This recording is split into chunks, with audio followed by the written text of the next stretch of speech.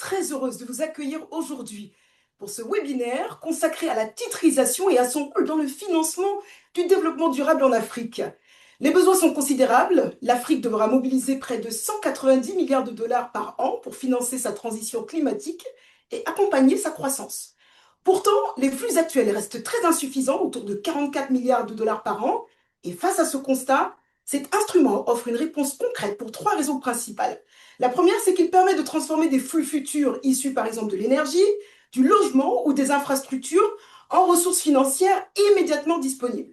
Deuxièmement, il permet aux institutions financières de libérer du capital et de renforcer leur capacité de financement tout en optimisant la gestion de leur bilan. Enfin, il contribue à mobiliser l'épargne institutionnelle vers le financement de l'économie réelle dans un cadre structuré et sécurisé pour les investisseurs. En Afrique, et notamment dans l'UEMOA, ce marché reste encore en développement, mais il progresse rapidement et offre un potentiel considérable. L'objectif de ce webinaire est donc très concret, comprendre où on en est aujourd'hui au niveau du marché, identifier les actifs qui peuvent être mobilisés et analyser les conditions nécessaires pour permettre à cet instrument de changer d'échelle sur le continent. Alors avant d'ouvrir cette discussion, j'ai le plaisir d'inviter M. Aristide Ouattara, vice-président chargé de la stratégie et des opérations de Lilium Capital Group, à nous adresser quelques mots d'ouverture. Monsieur Ouattara, la parole est à vous. Merci beaucoup, Rama. Au nom du board du Forum de la titrisation, donc on vous accueille avec grand plaisir à ce forum. Rama, tu ne pourrais pas si bien présenter le contexte. La titrisation est un instrument formidable. Moi, je suis un fan de la titrisation. Vous savez, il y a presque aujourd'hui 4500 milliards de dollars d'actifs qui sont titrisés dans le monde, avec une croissance qui est à peu près projetée à 6% par an. Voilà. La part de l'Afrique, elle est infime, mais nous sommes convaincus qu'elle va grandir. Et comment est-ce que la titrisation a réussi à être cet instrument incontournable? Moi, je pense qu'il y a trois ingrédients. Le premier, c'est la présence continue d'actifs titrisables de bonne qualité. La croissance économique entraîne la croissance des actifs titrisables de bonne qualité. Deuxième ingrédient, c'est la profondeur du marché, avec un maillage d'acteurs tels que les cédants, les investisseurs, les arrangeurs, de plus en plus puissants. Donc, ça permet justement d'avoir une accélération de la croissance de cet instrument.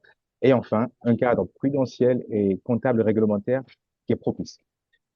Et le forum de la titrisation a pour objectif justement de faciliter la mise en place de ces trois critères au niveau de l'Afrique, raison pour laquelle donc on a mis en place ce forum qui est avant tout un événement annuel dont on va vous parler plus tard, on va vous envoyer les dates où l'écosystème va se retrouver pour justement faire bouger les lignes sur toutes ces différentes dimensions. Ensuite, on a aussi des webinaires thématiques dont celle que nous avons aujourd'hui le plaisir de vous présenter, mais également du contenu qui vont faire vivre l'écosystème. Nous pensons à faire rédiger des livres blancs, des white papers, et également faire des sondages pour justement mobiliser tout cet écosystème autour de cet instrument. Voilà. Donc, merci beaucoup à Anouar, pardon, qui a été très courageux au niveau du board et qui a décidé, qui a accepté justement ouvrir notre saison avec ce webinaire très important parce que la titrisation est clairement un instrument incontournable dans le financement du développement durable en Afrique. Il y aura d'autres webinaires. Et donc, je vous laisse avec un panel extrêmement riche et puis une modératrice hors pair. Et je sens qu'on va avoir une très belle séance. Merci. Merci beaucoup Aristide pour ces mots d'introduction et surtout pour votre engagement en faveur du développement de la titrisation en Afrique. Comme vous l'avez dit, pour ouvrir cette discussion, nous avons aujourd'hui le plaisir de réunir des intervenants qui sont directement impliqués dans la structuration et le financement d'opérations de titrisation sur le continent. Alors, ce premier panel a un objectif très concret. C'est comprendre les conditions techniques, mais également opérationnelles qui permettent de transformer un portefeuille d'actifs en une opération réellement investissable. Nous verrons notamment comment structurer ces actifs de manière à les rendre crédibles, attractifs et adaptés aux attentes des investisseurs institutionnels. J'ai donc le plaisir d'accueillir pour cette première discussion M. Anouar Assoum, directeur général de GCR Ratings, Madame Adji Sornambay, directrice générale de BOAD Titrisation, Monsieur Anissé Okoma, directeur général de NSIA Banque Bénin, et enfin Madame Yedo Ogundele, directrice générale de CRRH UMOA. Merci à vous quatre d'être avec nous aujourd'hui. Et avant d'entrer dans la discussion, je propose de commencer tout simplement par une mise en perspective. Et Monsieur Assoun, je m'adresse à vous en tant que CEO de GCR Rating West Africa. Vous êtes au cœur de l'évaluation du risque et de l'investissabilité des opérations de titrisation dans la région. Je vous propose d'ouvrir ce panel en partageant votre lecture et de répondre à cette question. Qu'est-ce qui fait réellement la différence entre une ambition durable et une opération réellement investissable, s'il vous plaît? La première chose qu'il faut dire, c'est très important pour tous ceux qui nous écoutent, c'est que dans le monde, il n'y a pas de titrisation sans notation. Et donc, dans l'écosystème auquel Aristide faisait référence, la notation est une condition sine qua non. Alors, autant une entreprise industrielle et commerciale, un État ou une banque peut émettre des obligations non titrisées sans notation, on l'a vu notamment dans le cadre des placements privés, mais en tout cas, pour la titrisation, point de titrisation sans notation. Donc ça, c'est la première chose. La deuxième chose, c'est que la titrisation est souvent tributaire d'un cadre, notamment réglementaire, où les règles s'appliquent à la fois aux opérations et aux notes. Et donc, il y a un certain nombre de conditions à remplir pour que l'opération soit notable. On dit en anglais rateable. La première condition, c'est que les sous-jacents des opérations de titrisation soient des créances. D'ailleurs, c'est dans la réglementation de l'UMOA. En UMOA, comme son nom l'indique, on utilise des fonds communs de titrisation de créances. Dans d'autres juridictions, on peut utiliser des fonds communs de titrisation tout court, où on peut titriser autre chose que des créances. Mais chez nous, en tout cas, en Afrique de l'Ouest, et c'est à peu près le cas partout en Afrique à ma connaissance, on ne peut titriser que des créances. La deuxième chose, c'est que ces créances doivent pouvoir être évaluables. En tout cas, on doit pouvoir mesurer a priori leur performance. Et donc, il nous faut un historique. On en reparlera un petit peu plus tard sur parfois le caractère frileux de certains historiques d'information quant aux actifs sous-jacents. Et donc, il nous faut ça. Alors, quand il s'agit des grandes banques comme LCA, l'information quant à l'historique de performance existe, mais pour d'autres institutions, c'est parfois moins le cas. La troisième chose, c'est qu'il faut systématiquement prévoir des mécanismes de rehaussement pour une raison simple. Les agences de notation, et nous ne faisons pas exception, on utilise des tests de stress.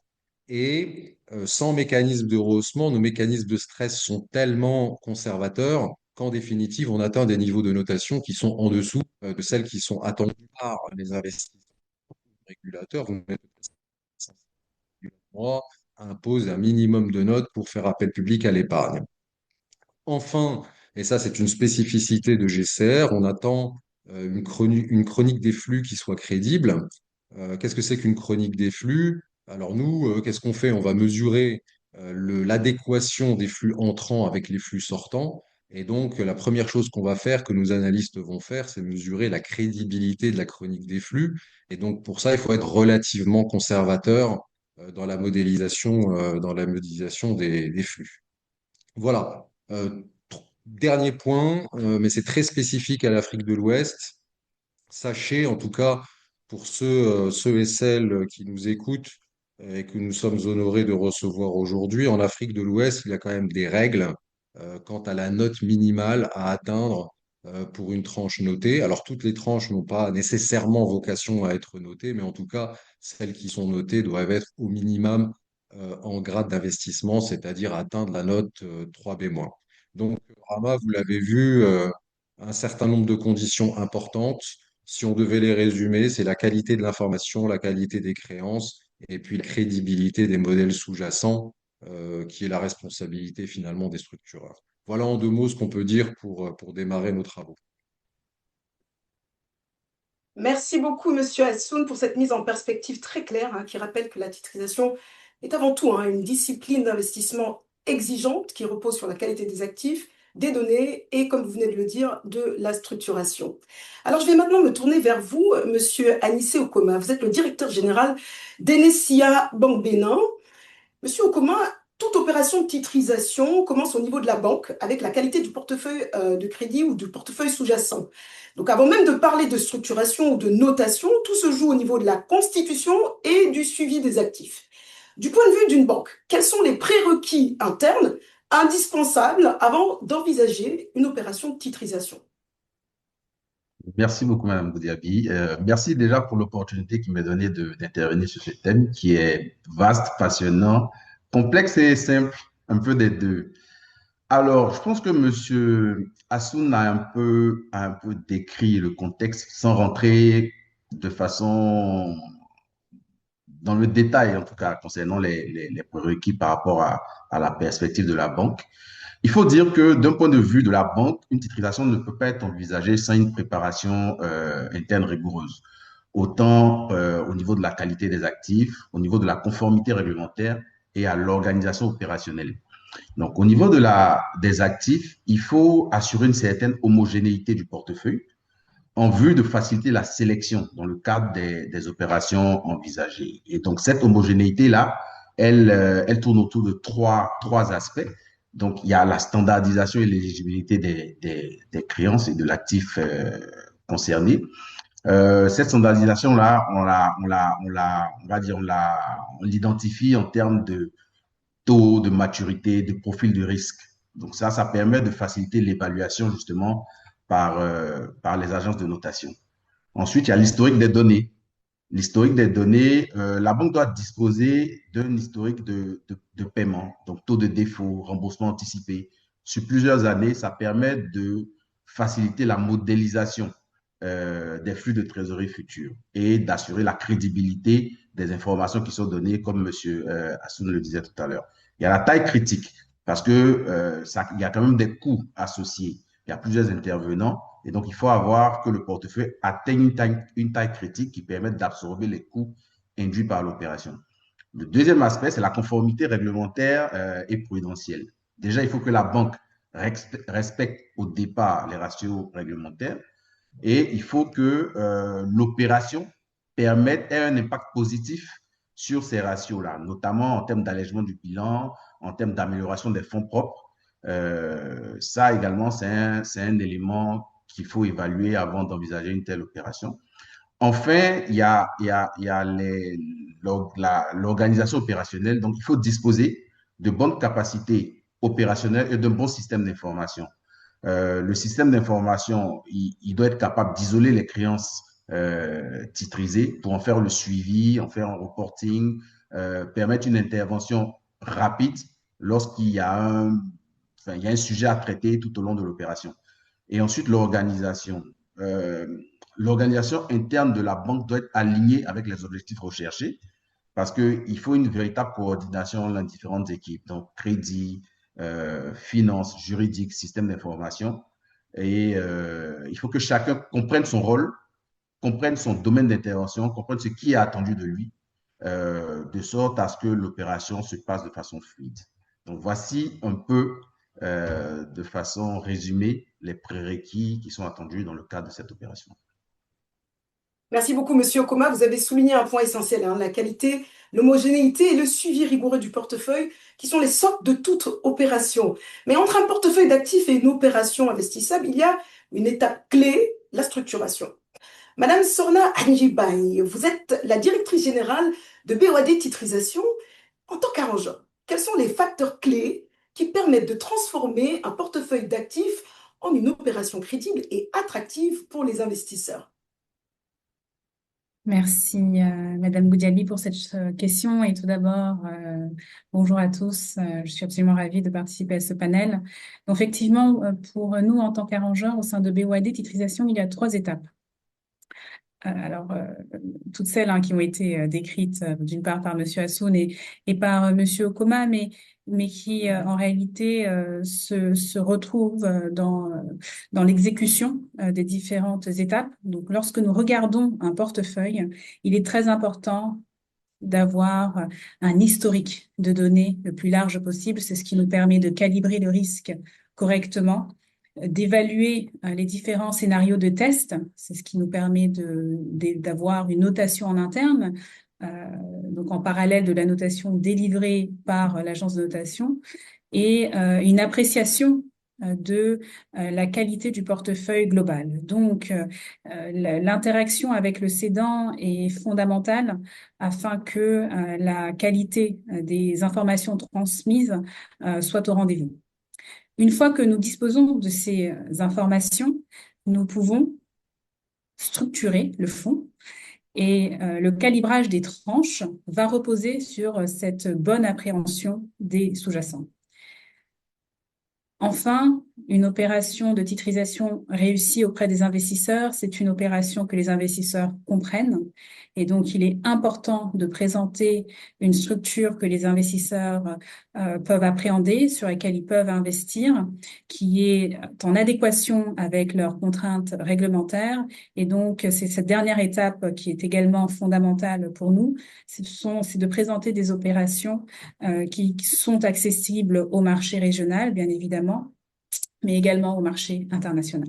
Merci. Merci beaucoup, Madame Baye. Vous avez évoqué des éléments très déterminants pour la compréhension in fine du portefeuille et l'importance du calibrage du risque et du trenching. Alors, au-delà de la structuration, il y a un moment de vérité, celui de l'évaluation indépendante du risque. Monsieur Assoun, lorsque vous recevez une opération de titrisation, quels sont les critères véritablement non négociables qui déterminent immédiatement si cette opération est investissable ou non, s'il vous plaît? Écoutez, le plus important pour nous, c'est de passer les tests de stress. On se le disait tantôt, les agences de notation ont tendance à être particulièrement conservatrices. Et en ce qui nous concerne, on l'est tout autant, voire plus. Et en l'occurrence, pour être très honnête, on l'est plus dans un cadre de titrisation où le risque pays est élevé que dans un cadre de titrisation où le risque pays ne l'est pas.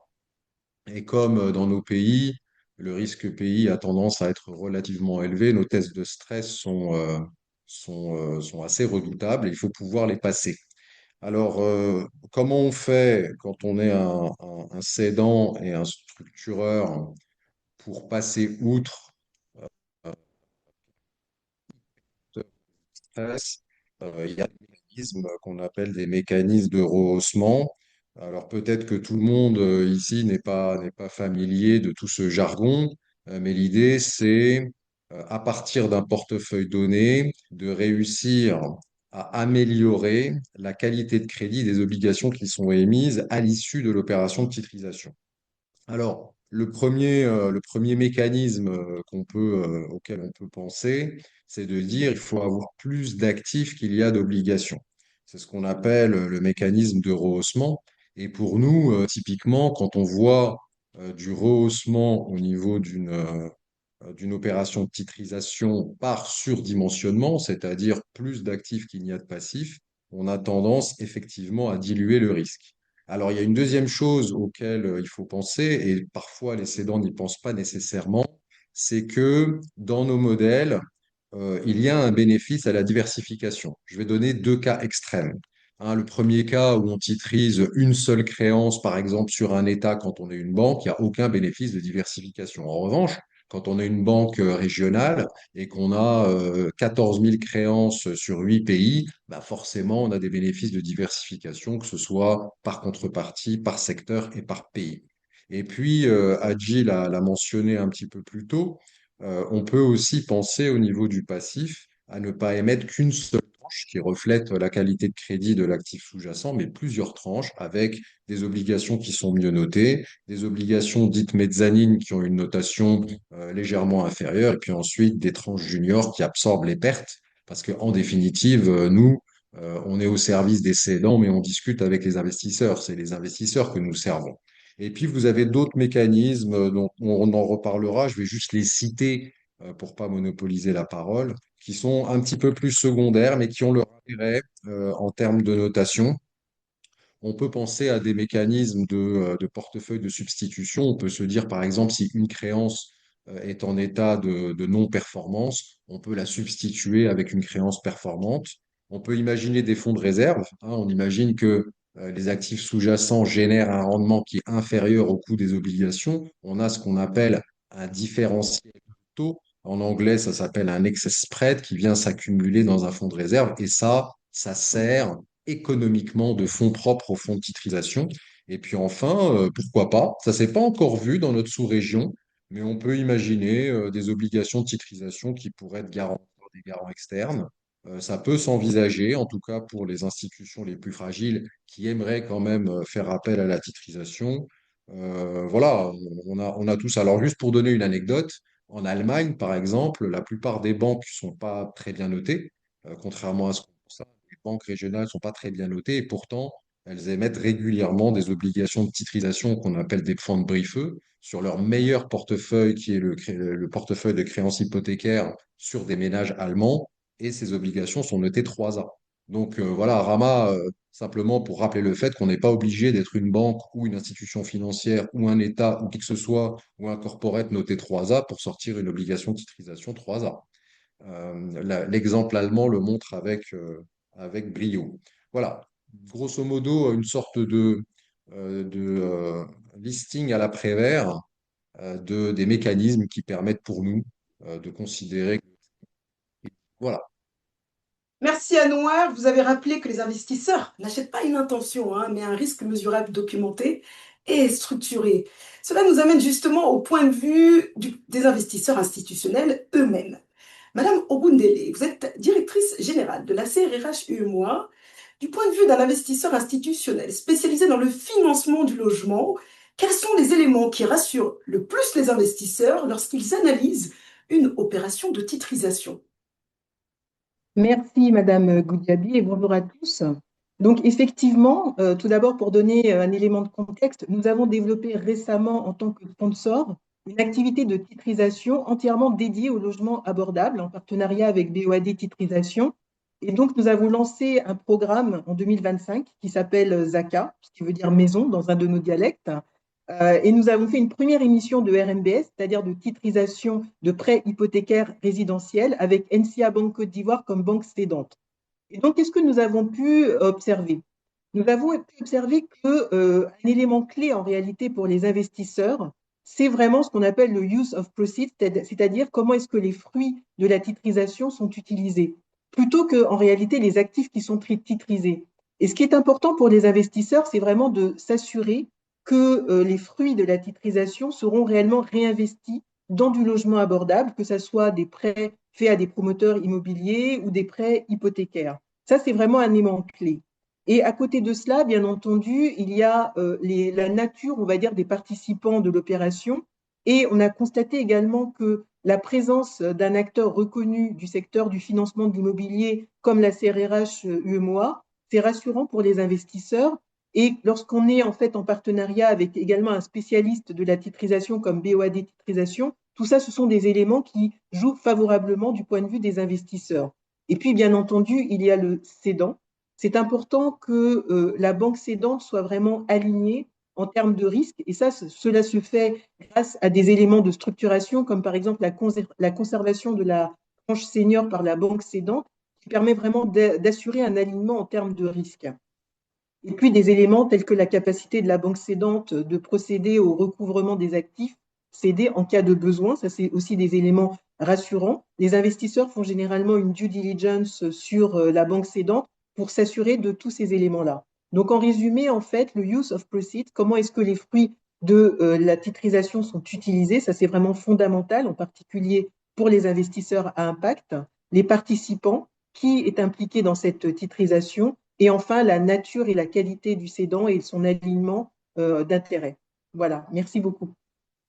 Merci beaucoup, Madame Ogunele. Vous avez rappelé un point essentiel, hein. Au-delà de la structuration, la confiance des investisseurs repose sur la qualité des actifs, la crédibilité des acteurs impliqués et l'alignement des intérêts entre les différentes parties. Alors, ce premier tour nous a permis de poser les bases essentielles. Nous avons vu que l'investissabilité d'une opération repose d'abord sur la qualité et la structuration des actifs, mais aussi sur la transparence des données, la solidité des mécanismes de recouvrement et la crédibilité des acteurs impliqués. Mais disposer d'actifs de qualité ne suffit pas en soi. Il faut garantir le succès de l'opération et donc il faut ensuite mettre en place des mécanismes de structuration adaptés, capables de transformer ces actifs en instruments financiers répondant aux exigences de risque, de rendement et de sécurité des investisseurs institutionnels. C'est précisément ce que nous allons aborder maintenant dans ce deuxième tour consacré aux leviers techniques et financiers qui permettent de passer du potentiel à une transaction réellement bancable. Alors, Monsieur Hassoun, je me tourne à nouveau vers vous. Vous avez évoqué tout à l'heure le rôle déterminant du rehaussement de crédit dans l'investissabilité des opérations. Quels sont aujourd'hui, selon vous, les mécanismes de rehaussement de crédit les plus efficaces pour atteindre un niveau compatible avec les exigences des investisseurs institutionnels? Alors, le premier est de loin, hein. C'est là on rentre un petit peu plus dans le détail et la technique. Et encore pardon à ceux et celles de nos invités qui n'aiment pas la technique, mais il faut bien en faire un petit peu, sinon on va tourner autour du pot. Le premier, le plus puissant, je dirais de loin, c'est le surdimensionnement. Alors, je rappelle encore une fois le surdimensionnement, disposer de plus d'actifs qu'on va émettre d'obligations. Par exemple, si on émet 100 d'obligations, on a 130 d'actifs. Pourquoi c'est puissant? Alors ça, c'est pas une conversation théorique, c'est vraiment une conclusion qu'on a tirée de la pratique. La titrisation en Afrique de l'Ouest, puisque c'est le marché que je connais le mieux, c'est là que j'agis, ça existe depuis une quinzaine d'années, mais ça a vraiment, vraiment pris le pas depuis 2018 avec la première titrisation de Cofina. Donc on a 8 ans de recul. Et les opérations qui ont atteint un niveau suffisant de notation pour que les investisseurs s'y intéressent et avec un degré de sécurité suffisant pour atteindre le Saint Graal, hein, la notation 3A, c'était celles qui avaient un degré de surdimensionnement élevé. Ça veut dire élevé dans un cadre ouest-africain. C'est des opérations qui avaient une quantité de portefeuille sous-jacent à 20 ou 30% supérieure à la quantité d'obligations qui sont émises. Avec ça, on a la capacité de sécuriser les investisseurs à plein. Alors un petit peu plus tard, à mesure que le marché a mûri, alors là on se situe dans les années 2021-2022, des opérations qui notamment étaient portées par BOAD Titrisation, on a vu ah, mentionnement, donc il y avait moins de quantité supplémentaire de créances Monsieur et Hassoun, excusez-moi, on oui. vous a un peu perdu. Est-ce que vous pouvez répéter? Donc, je disais, la première dimension, c'est le surdimensionnement, hein, mais ça, je veux dire, c'est la première génération 2018, 21, 22.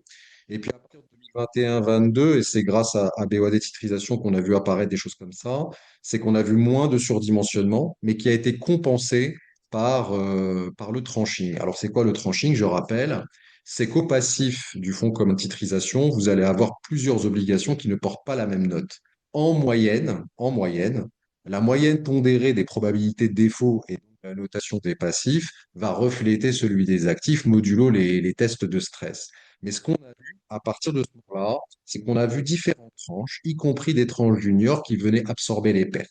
Et donc le tranching est venu dans une certaine mesure compenser la réduction du taux de surdimensionnement. Toutes les institutions financières n'ont pas forcément vocation à mettre plus d'actifs qu'elles n'ont de passifs, et donc elles utilisent la technique du tranching. Et puis, comme je vous le disais tantôt, il y a trois mécanismes qui sont peut-être moins importants, qu'ils le sont marginalement, mais qui sont moins importants que les deux premiers. Donc, je vous disais les portefeuilles de substitution, les excédents de réserve, notamment le différentiel de taux entre les flux entrants et les flux sortants, et puis enfin, pourquoi pas les garanties externes qu'on n'a pas encore vues. Donc, je dirais que dans la hiérarchie normative des mécanismes qui permettent de rehausser la qualité de crédit des obligations et donc de séduire davantage deux qui sont absolument critiques, le surdimensionnement d'un côté et le tranching de l'autre, et en général, si l'un et l'autre est plus faible, et inversement. Voilà grosso modo comment les choses se sont passées en pratique. On verra un petit peu plus tard dans la conversation ce qu'on pourrait imaginer comme autre mécanisme pour approfondir et améliorer le champ de l'action de la titrisation en Afrique et en particulier en Afrique de l'Ouest. Voilà, Raman. Merci beaucoup. Mentionnement, les réserves, les garanties externes jouent un rôle déterminant pour améliorer le profil de risque et élargir la base des investisseurs. Mais ces mécanismes doivent être intégrés dans une structuration globale cohérente. Madame Bay, c'est justement votre rôle en tant qu'arrangeur. Quels sont aujourd'hui les mécanismes de structuration les plus efficaces pour sécuriser une opération de titrisation en UEMOA et la rendre attractive pour les investisseurs?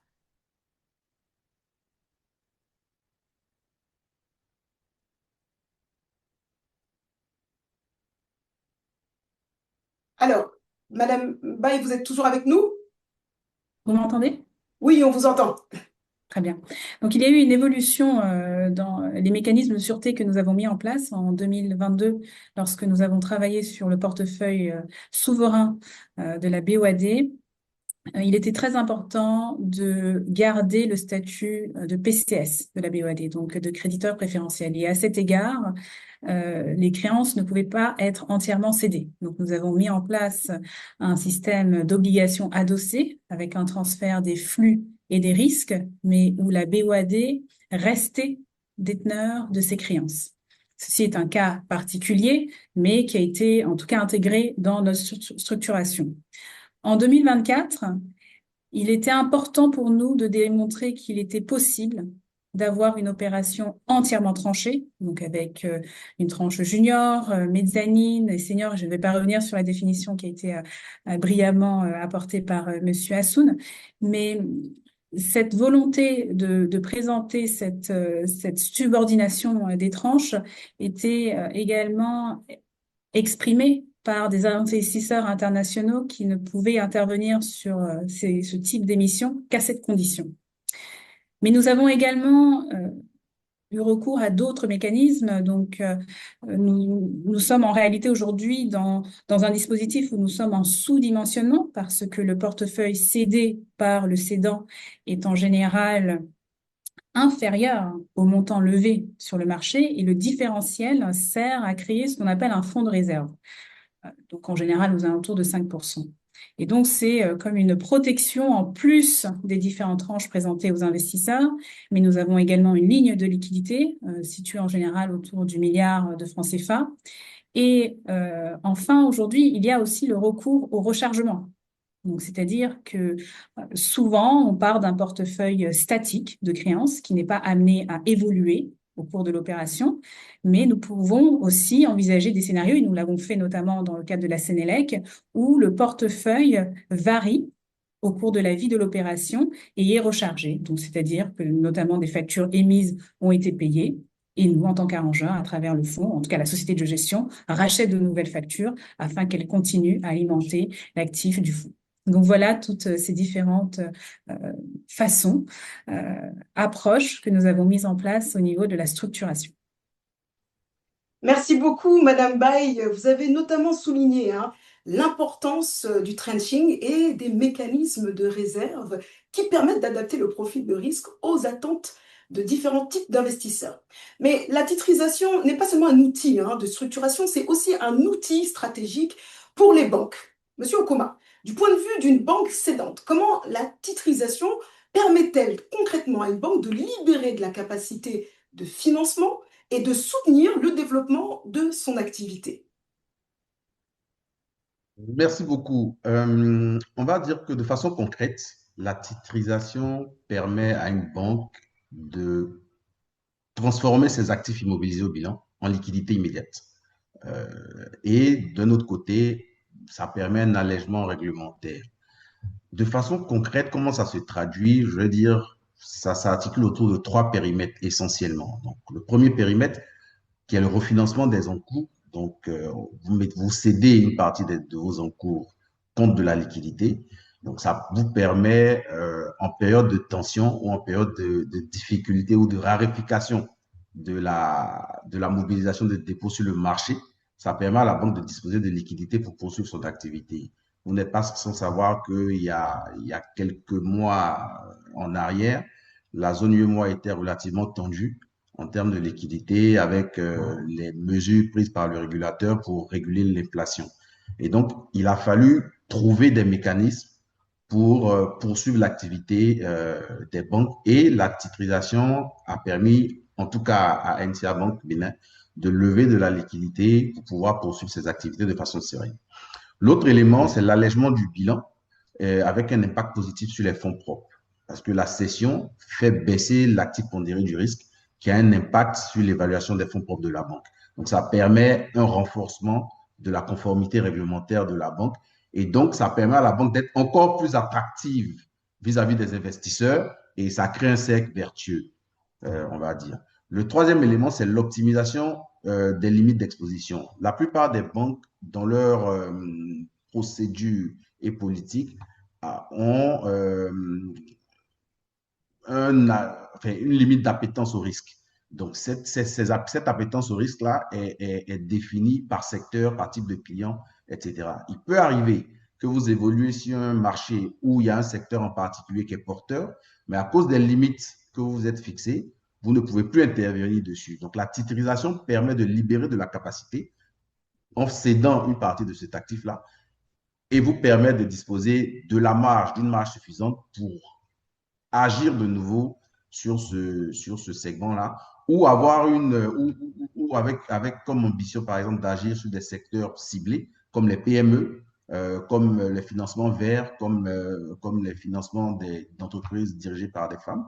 Ça permet d'avoir de la liquidité à allouer à ce type d'intervention.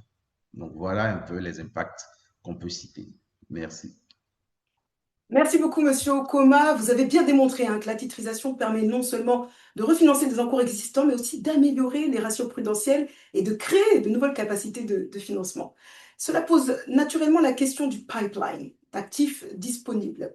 Madame Ogundele, quel type d'actifs présente aujourd'hui le plus fort potentiel de titrisation dans la région, notamment dans le secteur du logement? Oui, je vais effectivement circonscrire ma réponse à la titrisation liée au secteur du logement. Et quand on pense en fait à la titrisation liée à l'immobilier, l'actif naturel qui vient à l'esprit, eh bien, ce sont les prêts hypothécaires résidentiels.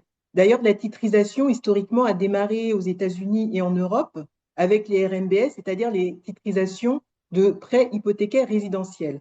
Simplement, dans notre région, en fait, on a des contraintes parce que lorsqu'on regarde de près le volume des prêts hypothécaires titrisable, eh bien, il est limité sur le bilan des banques. En réalité, c'est lié à différents freins, liés à la disponibilité de titres fonciers, au coût de l'hypothèque, etc.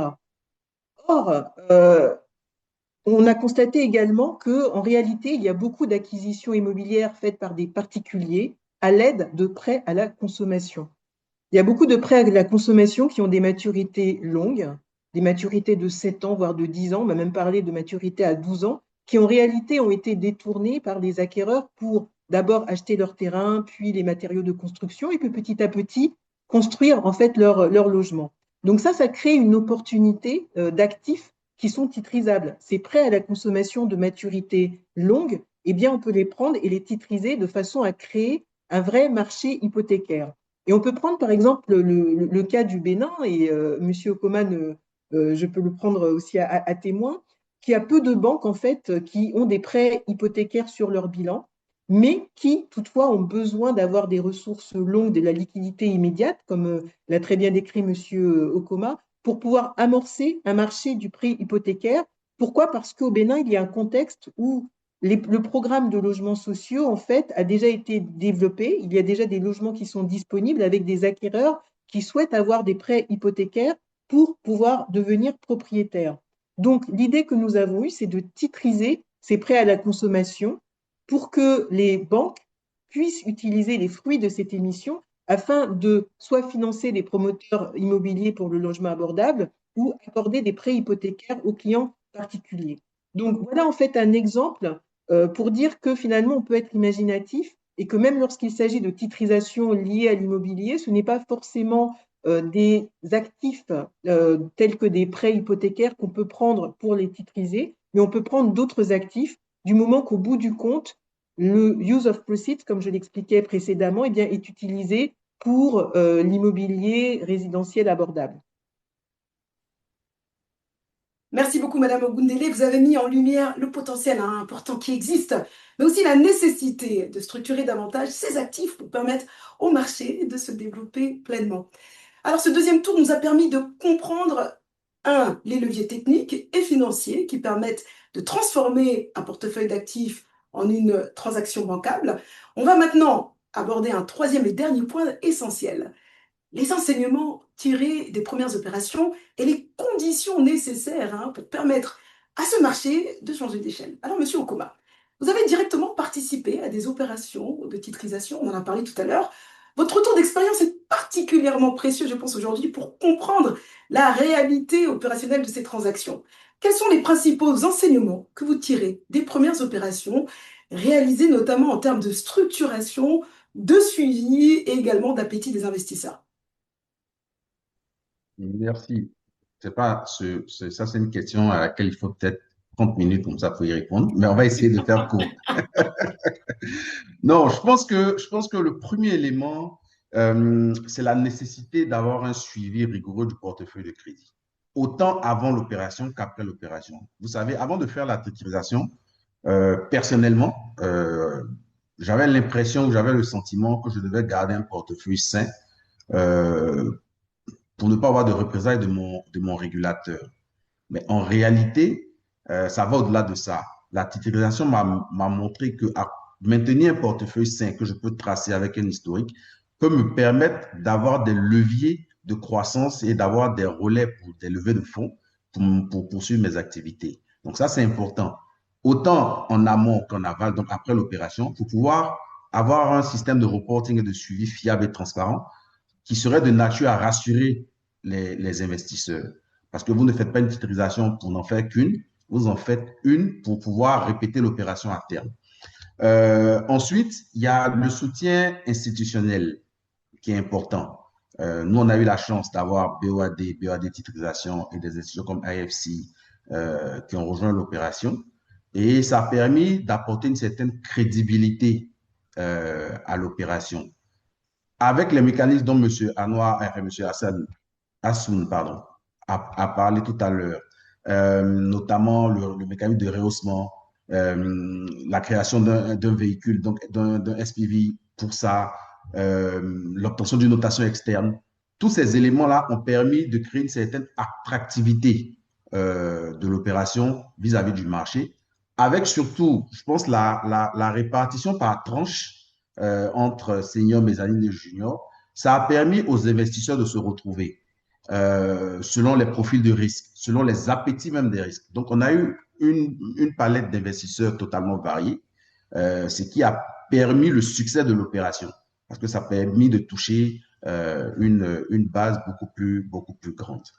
Et l'autre enseignement que je tire, c'est la complexité de l'opération. C'est une opération qui n'est pas simple, parce qu'elle fait intervenir beaucoup de personnes, beaucoup d'entités qui certaines fois n'ont pas forcément de lien.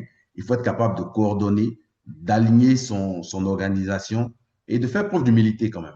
Parce qu'on n'est pas censé tout savoir, il faut accepter d'apprendre, il faut accepter, il faut pouvoir dire je ne sais pas, expliquez-moi et comprendre le bien fondé. Donc, globalement, c'est ce que je retiens de l'opération et je remercie Adji et les équipes de notation. C'est une opération que je serai prêt à reprendre dès que mon portefeuille atteindra une autre taille. Merci.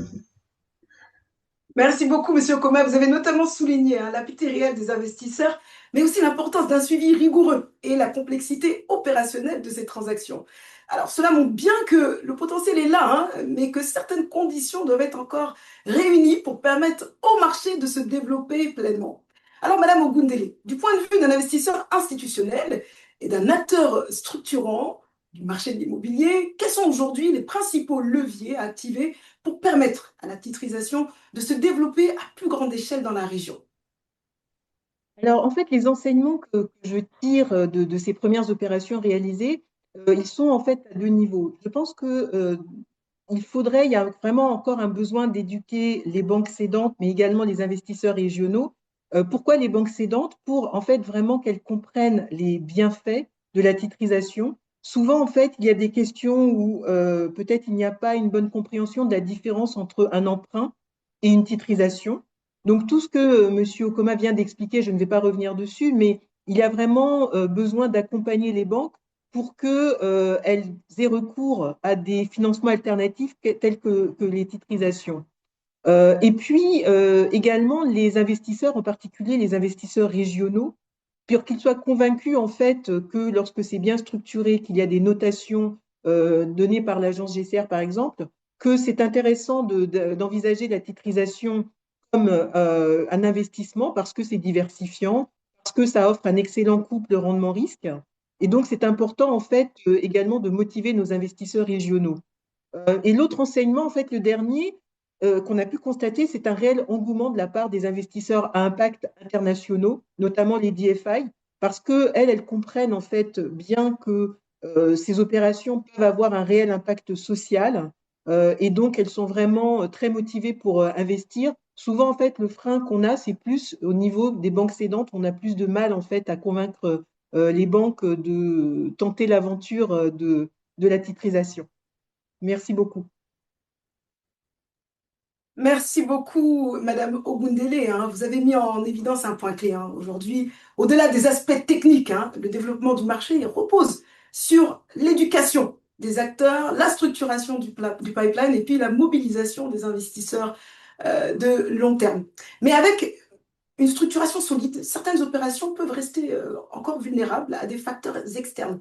Madame Bay, avec votre expérience d'arrangeur, quels sont aujourd'hui les principaux facteurs qui peuvent fragiliser une opération de titrisation, même lorsqu'elle est bien structurée au départ?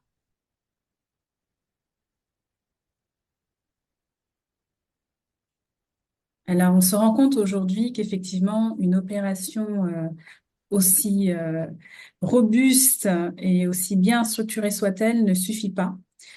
Tout d'abord parce que l'on peut être exposé à des facteurs exogènes, géopolitiques, de liquidité que l'on ne maîtrise pas et qui sont complètement indépendants de la structure même du fonds.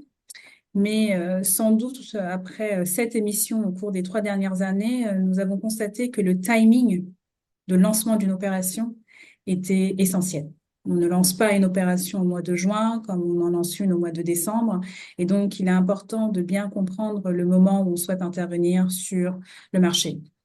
Mais il y a également 2 autres niveaux, comme Madame Ogundele le soulignait. La compréhension des investisseurs régionaux est importante parce qu'une opération mal perçue est une opération où les investisseurs ne se mobilisent pas.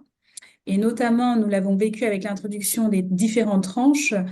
Au départ, ces taux à 8%, 9%, parfois 10%, étaient perçus comme une transmission de créances douteuses, alors que pas du tout. Donc, il a fallu faire un gros travail d'intervention auprès du marché pour qu'ils comprennent ce qui sous-tendait cette structuration. Et aujourd'hui, au niveau des investisseurs internationaux, comme je disais, une structuration solide ne suffit plus. Elle suffisait il y a quelques années, on arrivait, on disait voilà, c'est aligné avec le cadre réglementaire européen, vous pouvez investir. Et aujourd'hui, ils nous disent non, en fait, on a besoin de savoir pourquoi on investit.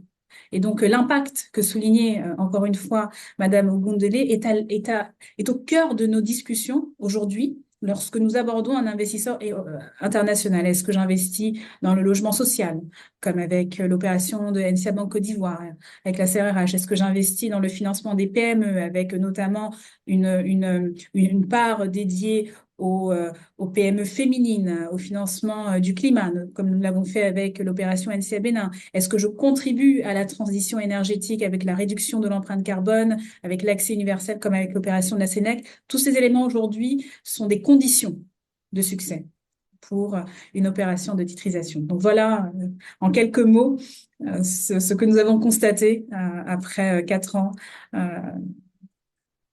actifs, je dirais, sur le marché.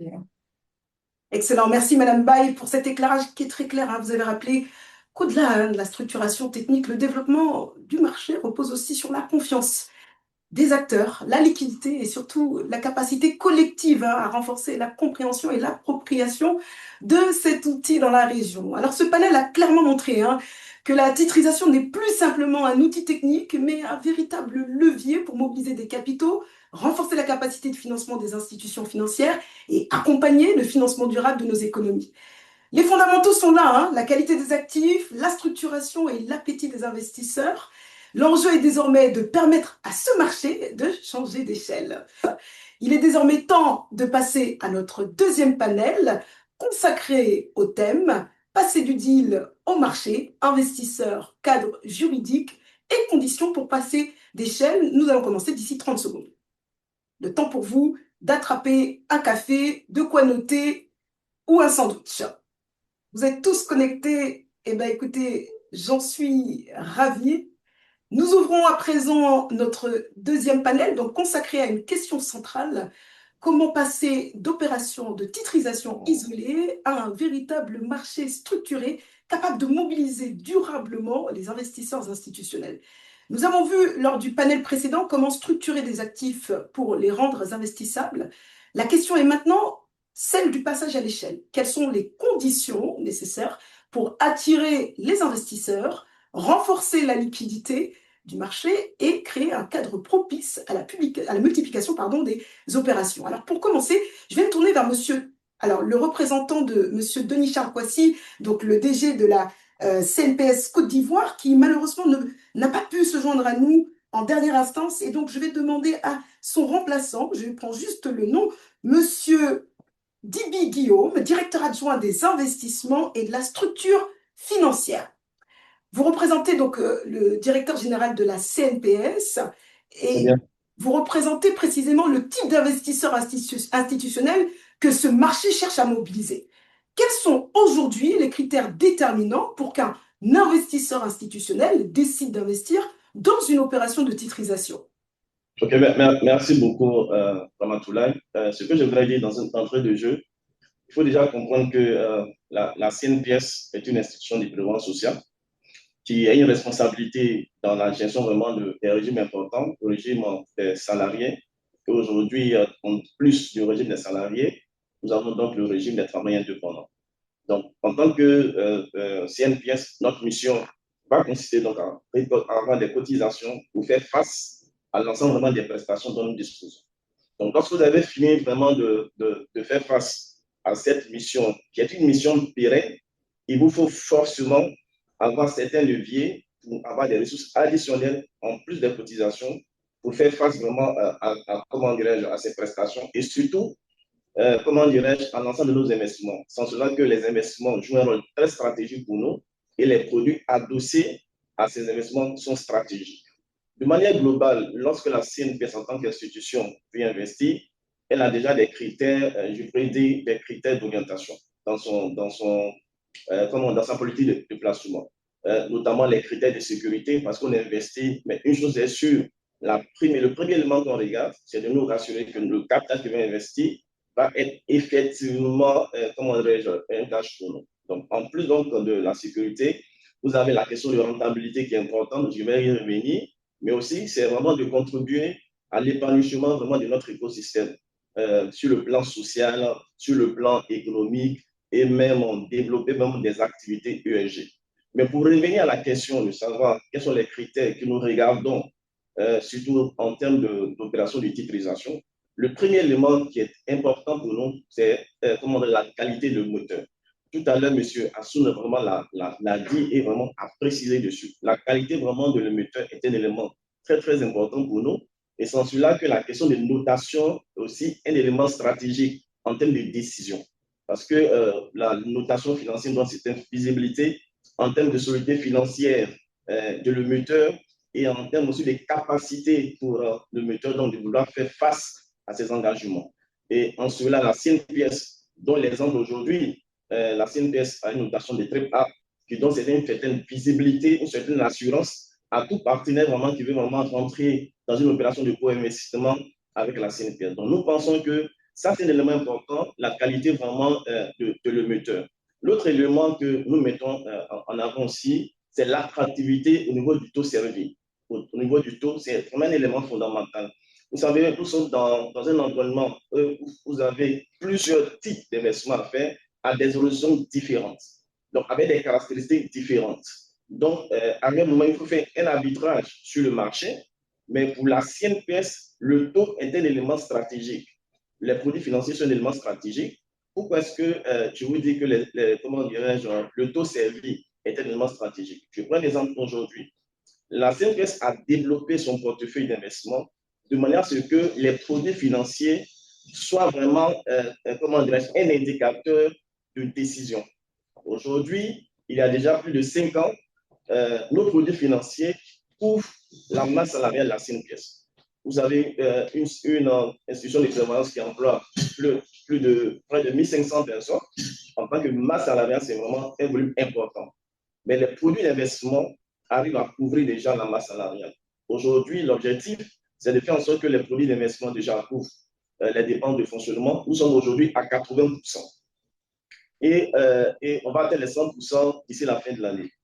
Et l'autre objectif qu'on se fixe, c'est de faire en sorte que l'ensemble de nos produits financiers puissent couvrir, comment dirais-je, nos prestations. Donc, c'est pour vous dire que l'élément produit financier est un élément important. Donc, le taux vraiment servi est un élément vraiment qui est regardé en termes de décision. L'autre élément que je voudrais ajouter, c'est au niveau vraiment des garanties qui sont offertes dans le cadre vraiment de l'opération. Parce que les opérations de titrisation, c'est un risque que nous prenons pour l'avenir. Donc, il faut se rassurer par des surtout en termes de structuration, quelles sont toutes les garanties vraiment qui sont offertes.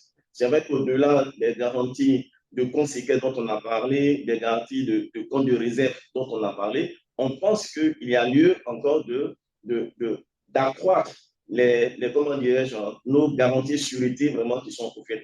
Et certainement, on y reviendra pour donner vraiment des précisions vraiment sur cet aspect. L'autre élément aussi que je voudrais ajouter, avec votre permission, je pense que dans la discussion, que ce soit M. Oman, on a vraiment insisté dessus, sur comment dire, la qualité vraiment des actifs vraiment sous-jacents. Je pense que c'est un élément important qui va vraiment créer la confiance vis-à-vis vraiment des investisseurs, avoir vraiment un portefeuille vraiment sain. Et un portefeuille sain permet aussi de garantir par la suite donc la stabilité au niveau vraiment des flux, vraiment des trésoreries. Donc, passer à autant d'éléments qui sont vraiment importants pour nous en termes vraiment de prise de décision en qualité vraiment d'investisseur, comment dirais-je, institutionnel. Merci. C'est moi qui vous remercie, Monsieur Dibi. Vous avez mentionné des éléments clés, hein, notamment la qualité des actifs, la stabilité des flux et la solidité des garanties. Mais au-delà de ces fondamentaux, les investisseurs ont aujourd'hui des attentes de plus en plus précises. Madame Aliangba, vous êtes directrice générale de BOA Securities. Quelles sont aujourd'hui les attentes prioritaires des investisseurs pour qu'ils puissent analyser et investir efficacement dans ces opérations?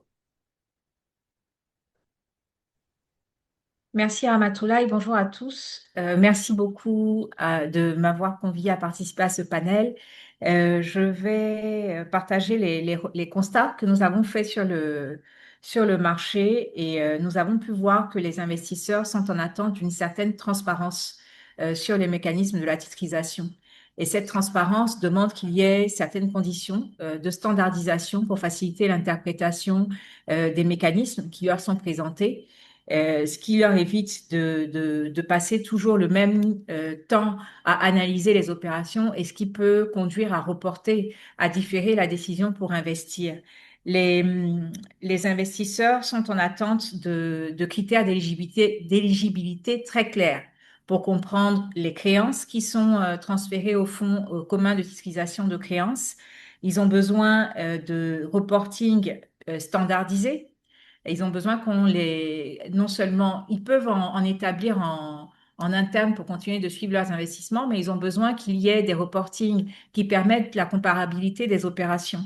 Donc, d'une opération à l'autre, que l'on puisse interpréter les mêmes données, les mêmes indicateurs qui permettent d'apprécier ou d'avoir un autre regard sur les opérations qui sont proposées, sur lesquelles ils ont investi.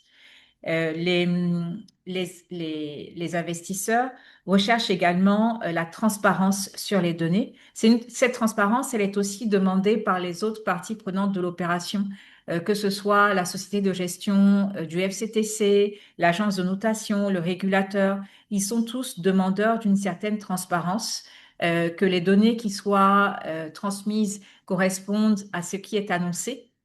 Et surtout, cela a été évoqué précédemment par mes prédécesseurs, c'est aussi le use of proceeds. Ce qui est annoncé dans les notes d'information doit être ce qui est fait à l'issue de l'opération.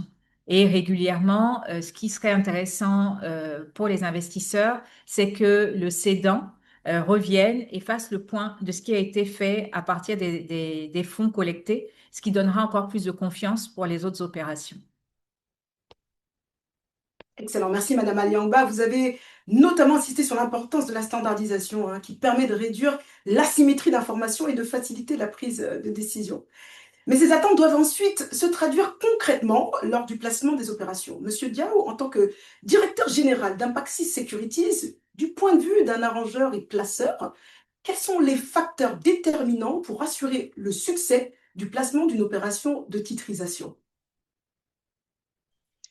Bonjour Ramatoulaye, bonjour également à tous les copanélistes. Merci pour la question. Je voudrais d'abord commencer par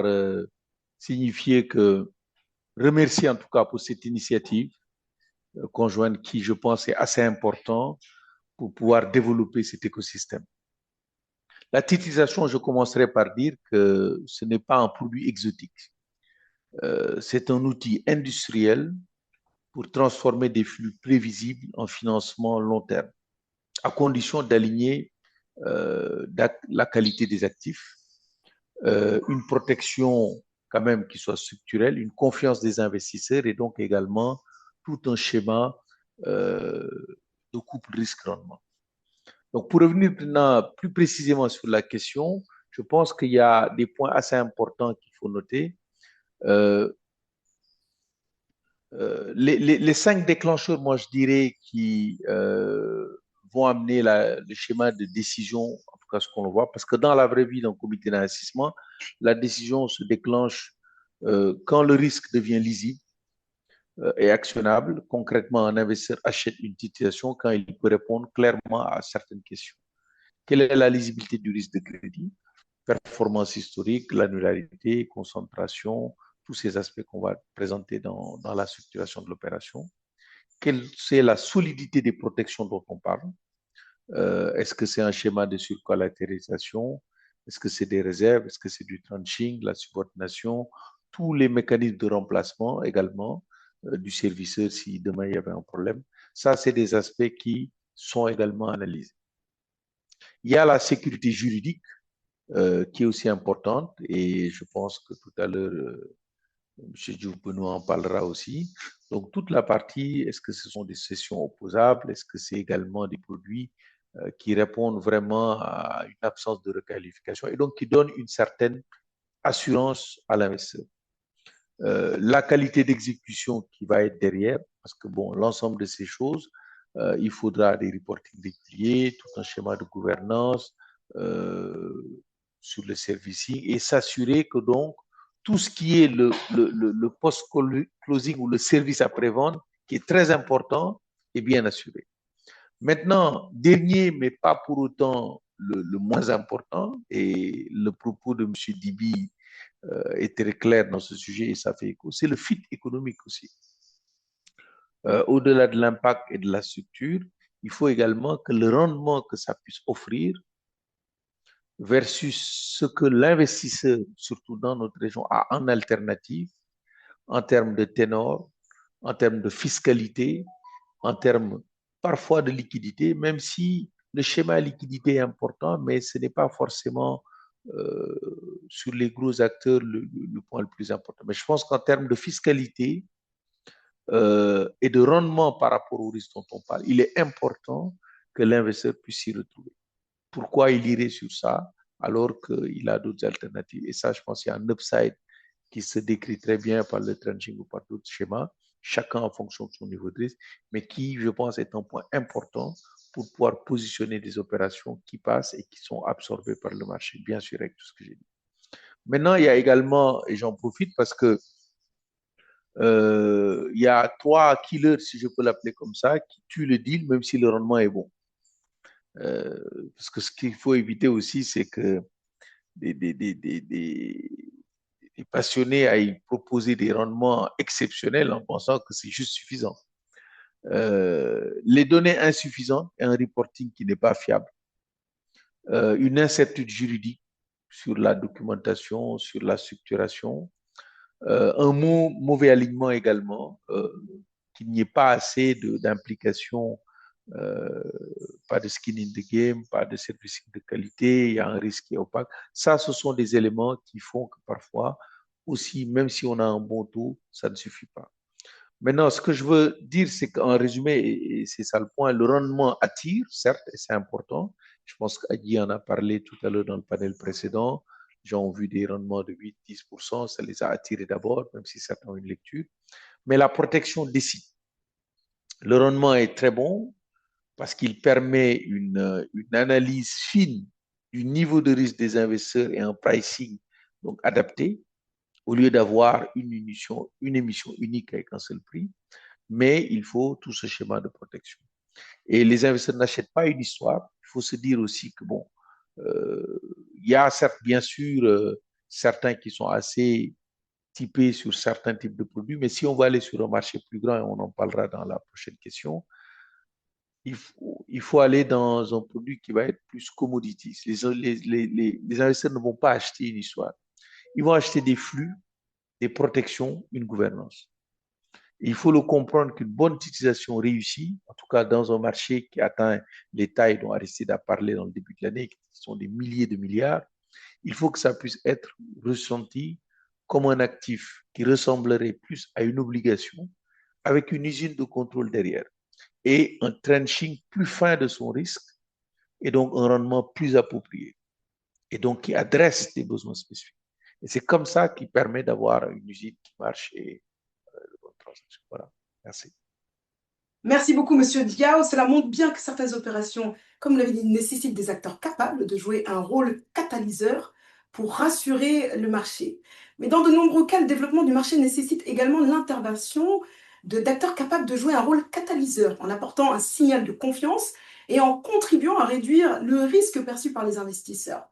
AFC joue précisément ce rôle dans de nombreux marchés émergents. Madame Kwenda, vous êtes Country Manager AFC, Côte d'Ivoire, Bénin, Guinée et Togo.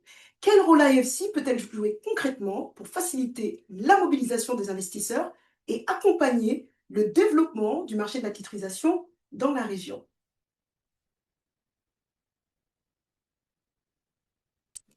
Je vous remercie beaucoup, Rama, et puis bonjour à tout le monde et puis surtout à nos auditeurs. Alors, en effet, donc la SFI en français, AFC, joue un rôle, disons, catalyseur dans ce domaine-là. Ce qui est important pour nous, c'est vraiment le développement des marchés des capitaux et étendre les financements du secteur privé. Nous le faisons essentiellement au sein de l'AFC à travers un programme que nous avons appelé Joint Capital Market. Le Joint Capital Market est vraiment un programme qui nous permet, avec nos consoeurs de la Banque mondiale, non seulement d'apporter un service de conseil, mais pour l'AFC, de participer à des transactions qui auront un effet de démonstration. Et cet effet de démonstration peut se matérialiser sur plusieurs plans. Ça peut être participer donc en tant qu'investisseur de référence dans des opérations thématiques. Comme vous le savez, la plupart des institutions financières comme les nôtres ont pour mission l'impact sur le développement. Donc, en se focalisant sur des émissions thématiques, que ce soit le genre, que ce soit le social, que ce soit le logement, comme comme il a été mentionné tout à l'heure, nous venons en tant que co-investisseurs donner donc aux autres participants ce confort que nous croyons au développement du marché dans la zone dans laquelle nous opérons. Là, je parle en particulier de la zone UMOA où nous avons été très actifs, non seulement en participant à des transactions dont les maturités ont été un peu plus longues. Nous avons commencé au début par des maturités de 7 ans, mais on est dans des émissions maintenant de 15 ans. Au-delà, nous sommes aussi dans des opérations avec des montants beaucoup plus élevés. Notre première opération à l'époque, je pense en 2018, avec Cofina, qui était de 17 millions de dollars. De ce genre de montant, nous sommes passés avec l'opération sur le programme d'électricité pour tous en Côte d'Ivoire à des montants à peu près de presque 200 millions de dollars en monnaie locale. Alors, ça démontre simplement que le rôle des institutions financières est non seulement un rôle de conseil, parce que nous en discuterons tout à l'heure, nous participons à l'amélioration du cadre réglementaire et juridique de la zone et des opérations dans lesquelles nous investissons. Mais au-delà, nous sommes prêts à justement intervenir en tant que co-investisseur parce que nous pensons vraiment nous sommes convaincus en fait que le marché des capitaux de cette zone est prometteur. Il y a eu des opérations très innovantes, très, très innovantes, et nous souhaitons justement continuer à apporter notre pierre à l'édifice dans ce genre de transactions. Ensuite, le dernier point, peut-être, c'est de dire que là où les infrastructures, nous voulons participer aussi à l'infrastructure des marchés des capitaux.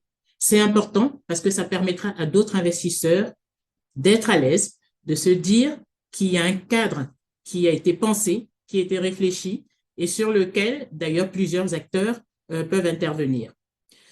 Nous avons vu qu'il y a récemment justement un engouement et nous allons continuer à rester mobilisés justement sur cette lignée-là pour attirer d'autres partenaires. Nous sommes de nombreuses institutions financières sur le marché et vous verrez que petit à petit, il y en a d'autres qui nous rejoignent.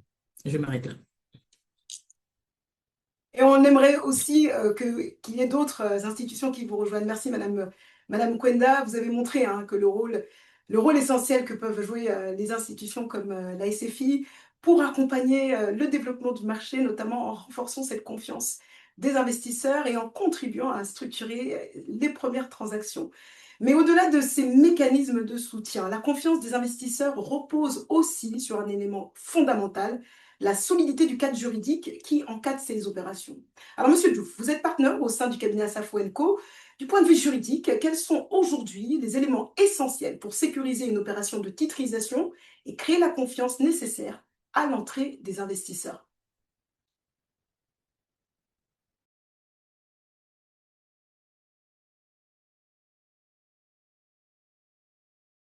Benoît, tu es en muted. Il va falloir recommencer à zéro. Ok, d'accord. Bonjour tout le monde. Merci pour cette opportunité qui m'est offerte de partager un peu mon intérêt pour la titrisation, puisque c'est un... Alors, moi, j'aurais tendance à d'abord dire que la titrisation, avant d'être un outil financier, est un outil juridique, par essence, puisque la titrisation, elle repose sur une logique de cession de créances.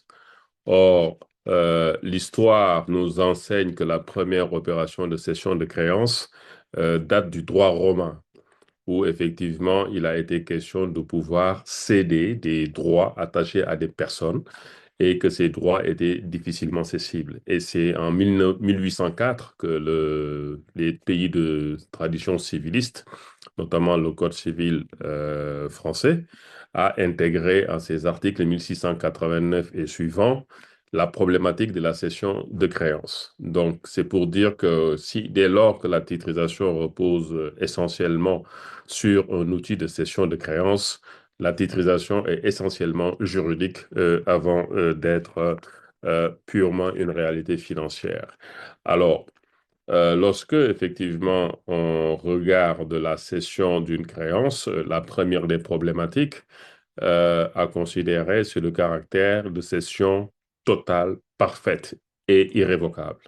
Parce que si vous me cédez une créance et que demain, il est possible de remettre en cause cette cession, ben, il y a un risque que prend le cessionnaire.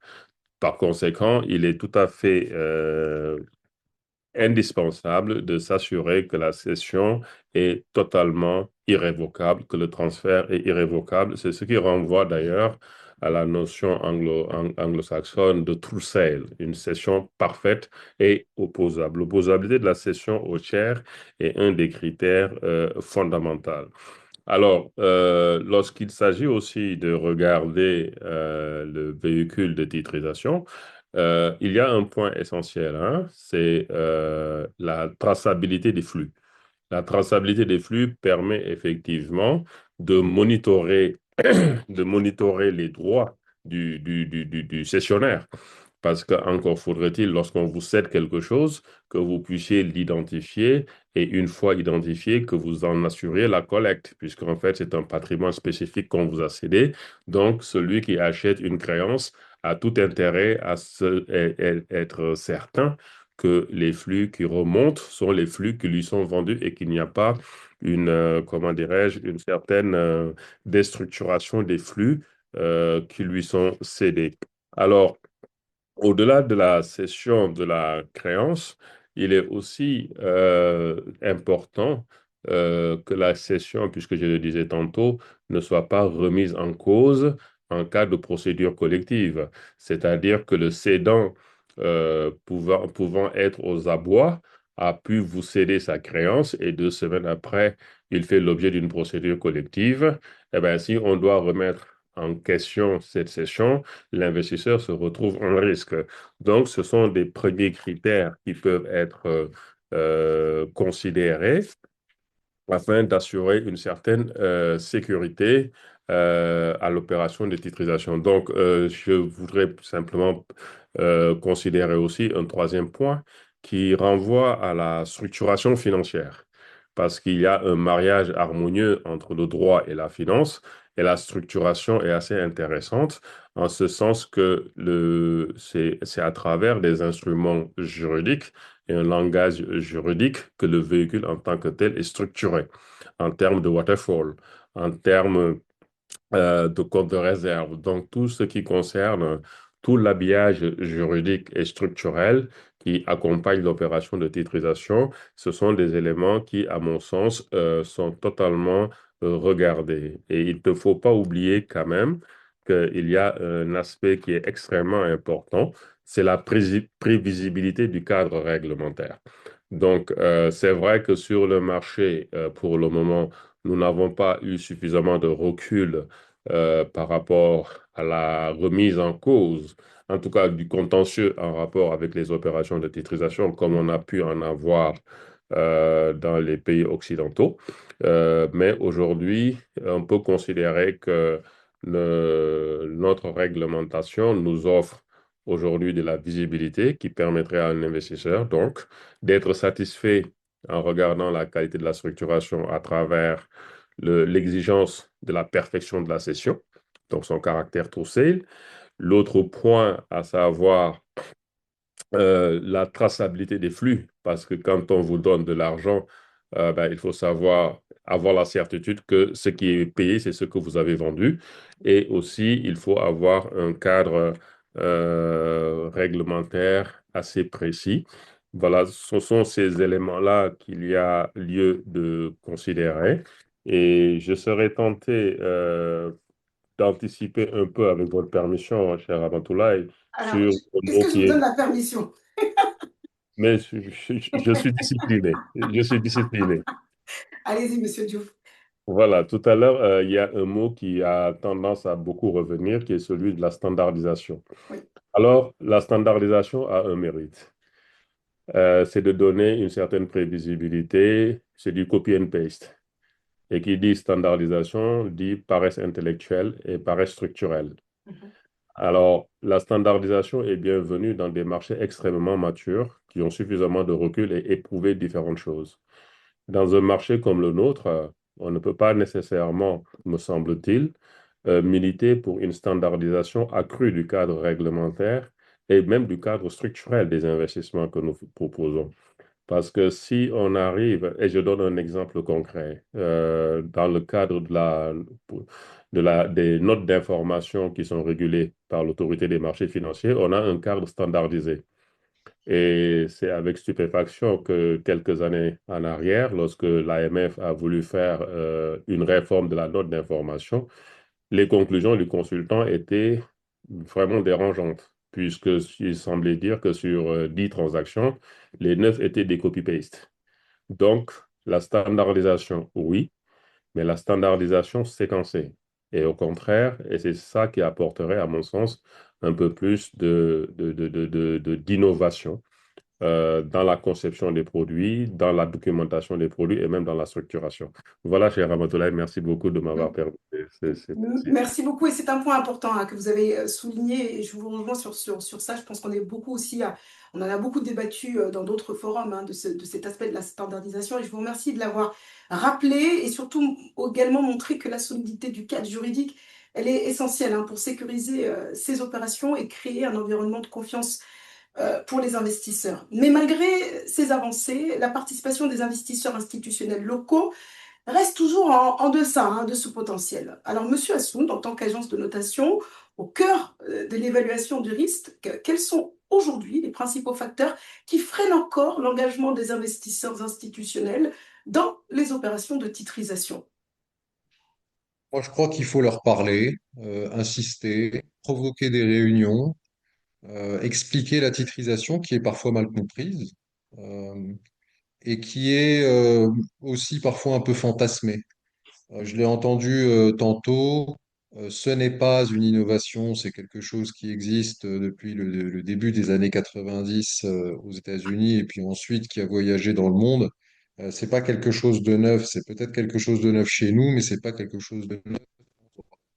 Alors, la deuxième chose, c'est toutes les opérations qui ont vu le jour, ou la plupart des opérations qui sont allées jusqu'au bout, ont largement été sursouscrites, ce qui prouve que les investisseurs, et notamment les sponsors, les catalyseurs, comme disait la SFI, ont un rôle assez crucial pour amener autour d'eux des investisseurs qui n'ont pas forcément en portefeuille naturellement une appétence pour la titrisation, ce qui les amène à découvrir une nouvelle classe d'actifs plus mal. Alors, celles des opérations, en revanche, qui ne sont pas allées jusqu'au bout, sur lesquelles des travaux préliminaires ont été faits, mais qui ont été un petit peu boudés par la communauté des investisseurs, la première raison, c'est qu'il y a eu, dans un certain nombre de nos pays, une dégringolade du risque pays. Ce n'est pas une coïncidence si la plupart des opérations de titrisation qu'on a vues en Afrique de l'Ouest, c'est essentiellement Côte d'Ivoire, Sénégal, Bénin, dans une certaine mesure Togo, mais essentiellement ces trois pays. Pourquoi? C'est là que le risque payé est le plus faible. Et on n'a pas vu, même quasiment pas du tout, d'opérations de titrisation dans des contextes de risque pays qui ont été chamboulés. Donc la première chose, c'est quand même le cadre macro. Pourquoi? Parce que si on parle de créances bancaires, les créances bancaires, elles ont cette tendance un peu naturelle à refléter le risque pays et donc garbage in, garbage out, comme disent les anglo-saxons. Si vous avez des créances qui sont tributaires d'un risque pays faible, bah forcément la titrisation va avoir du mal. La deuxième chose, c'est qu'on a vu aussi les investisseurs bouder un certain nombre d'opérations sur des secteurs qui n'étaient pas plaisants. Alors, à contrario, les secteurs plaisants, bon, on l'a vu, l'immobilier hypothécaire, l'accès à la résidence principale, les RMBS, comme Yedo a souligné, ça c'est attractif. L'électricité, l'énergie, ça aussi c'est attractif. Les crises bancaires, bien attractives aussi.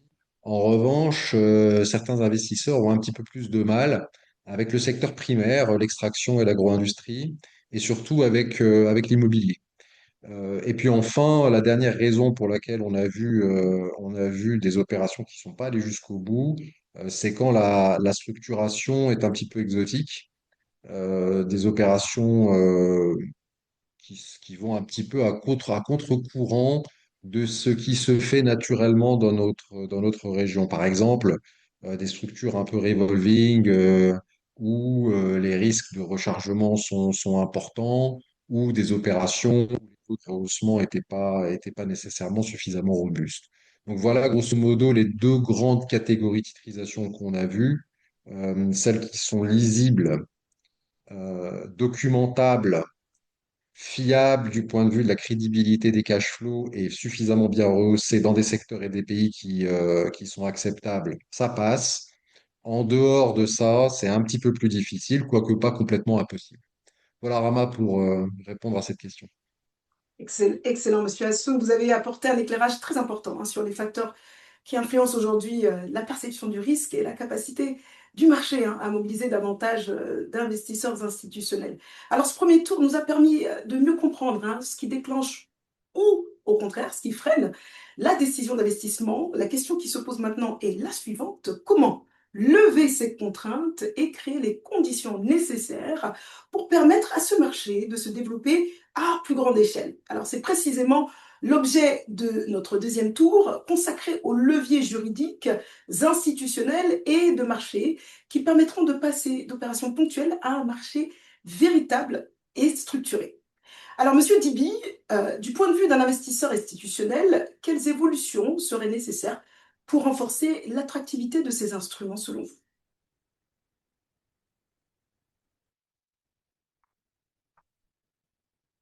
Alors, Monsieur Dibi, je ne sais pas si vous avez remis votre micro. On ne vous entend pas. OK. Ramatoulaye, vous m'entendez maintenant? OK. Merci beaucoup. Je disais que je parle d'abord du principe de l'enseignement tiré par M. Kouma, qui a indiqué clairement que le soutien institutionnel apporte une certaine visibilité à l'opération. Donc, avec cet enseignement, c'est nettement prouvé que les institutionnels ont vraiment cette envie d'aller sur ce produit. Mais comme l'avait dit, au-delà de ce qui est déjà fait, il faut encore peut-être créer d'autres conditions additionnelles pour permettre une présence effective des institutionnels sur ce marché de produits de titrisation. Le premier élément sur lequel on voudrait insister, M. Assoum l'a dit et Mme Obundele même l'a dit, c'est d'abord la culture ou l'éducation financière. On a été plus ou moins habitué aux produits classiques, actions-obligations, mais de plus en plus, tenant compte vraiment de l'évolution du marché, il y a des produits nouveaux qui sont en train de naître. Et ces produits nouveaux, il faut créer le cadre de communication et d'information. Je prends un exemple très simple. Il y a peut-être une dizaine d'années, on ne parlait même pas de private equity sur notre marché, on ne parlait même pas de fonds d'investissement sur notre marché. Mais avec le besoin exprimé aujourd'hui par les investisseurs, de plus en plus, avec la communication et l'information, des private equity se sont créés vraiment sur notre espace régional. Donc, il y a vraiment besoin d'une communication effective sur ce produit. Le deuxième élément sur lequel je voudrais encore revenir, je pense que dans l'intervention de Mme Nkunda et de même Mme, comment dirais M. Assou, même ça a été relevé. C'est vrai qu'aujourd'hui, nous avons, en termes de garantie de sécurité, par moment, l'intervention comment dire, des DFI, l'intervention comment dirais-je, des institutions financières. Je pense que ce sont des éléments de gage pour assurer un investisseur. Lorsque vous avez dans un tel projet des institutionnels de référence ou bien des institutions qui jouent un rôle capital, ça motive et ça crée la confiance. Nous, CNPS, lorsque vous avez une opération, que vous avez, comment dirais-je, la SFI, vous avez comment dire, la BOAD, pour ne citer que vraiment ceux-là, déjà dans l'analyse, ce sont des éléments importants qui nous aident vraiment dans la prise de décision. Parce que nous connaissons plus ou moins les règles en termes de gestion vraiment de ces institutions financières. Donc, dans la structuration, c'est vrai que parfois, il y a comment dire, le FAGAS qui est là, qui joue un rôle important en termes de couverture sur, comment dirais-je, le risque qu'on prend par moment à 100%, par moment à 80%. Mais pour ces gens d'opération, si ces institutions de référence comment arrivent à accroître leur participation, vous allez voir que ça va créer vraiment la confiance et les investisseurs, vraiment, ils vont venir. L'autre élément que nous avons indiqué aussi, je pense que dans l'intervention de Mme Mbaye, elle en a insisté, on a par exemple des mécanismes de liquidité. Parce que l'opération que nous lançons, il peut y arriver vraiment comment dirais-je, des retards de règlement. Donc, il y a des risques de crédit qui sont liés à cette opération. Donc, la question de dire, au-delà de tous les mécanismes qu'on met en place, les comptes séquestres, comment dirais-je, les comptes de réserve, la question de créer un mécanisme de liquidité encore plus accru, il sera vraiment très, très important. Voilà pourquoi nous pensons que si on crée un mécanisme qui permet déjà de mobiliser de la ressource sur des échéances d'anticipation de 3 à 6 mois d'échéance déjà pour l'opération, ça peut vraiment créer un certain appétit au niveau vraiment des investisseurs. L'autre élément sur lequel vraiment je voudrais insister, ça concerne un peu la fiscalité. On en a parlé. Je pense que la question de fiscalité est un élément qui revient à plusieurs raisons, à plusieurs fois, je pourrais dire, que ce soit des forums et autres. Il y a lieu aujourd'hui d'harmoniser, comment dirais-je, notre fiscalité. Si nous voulons créer là. Je prends un exemple très simple.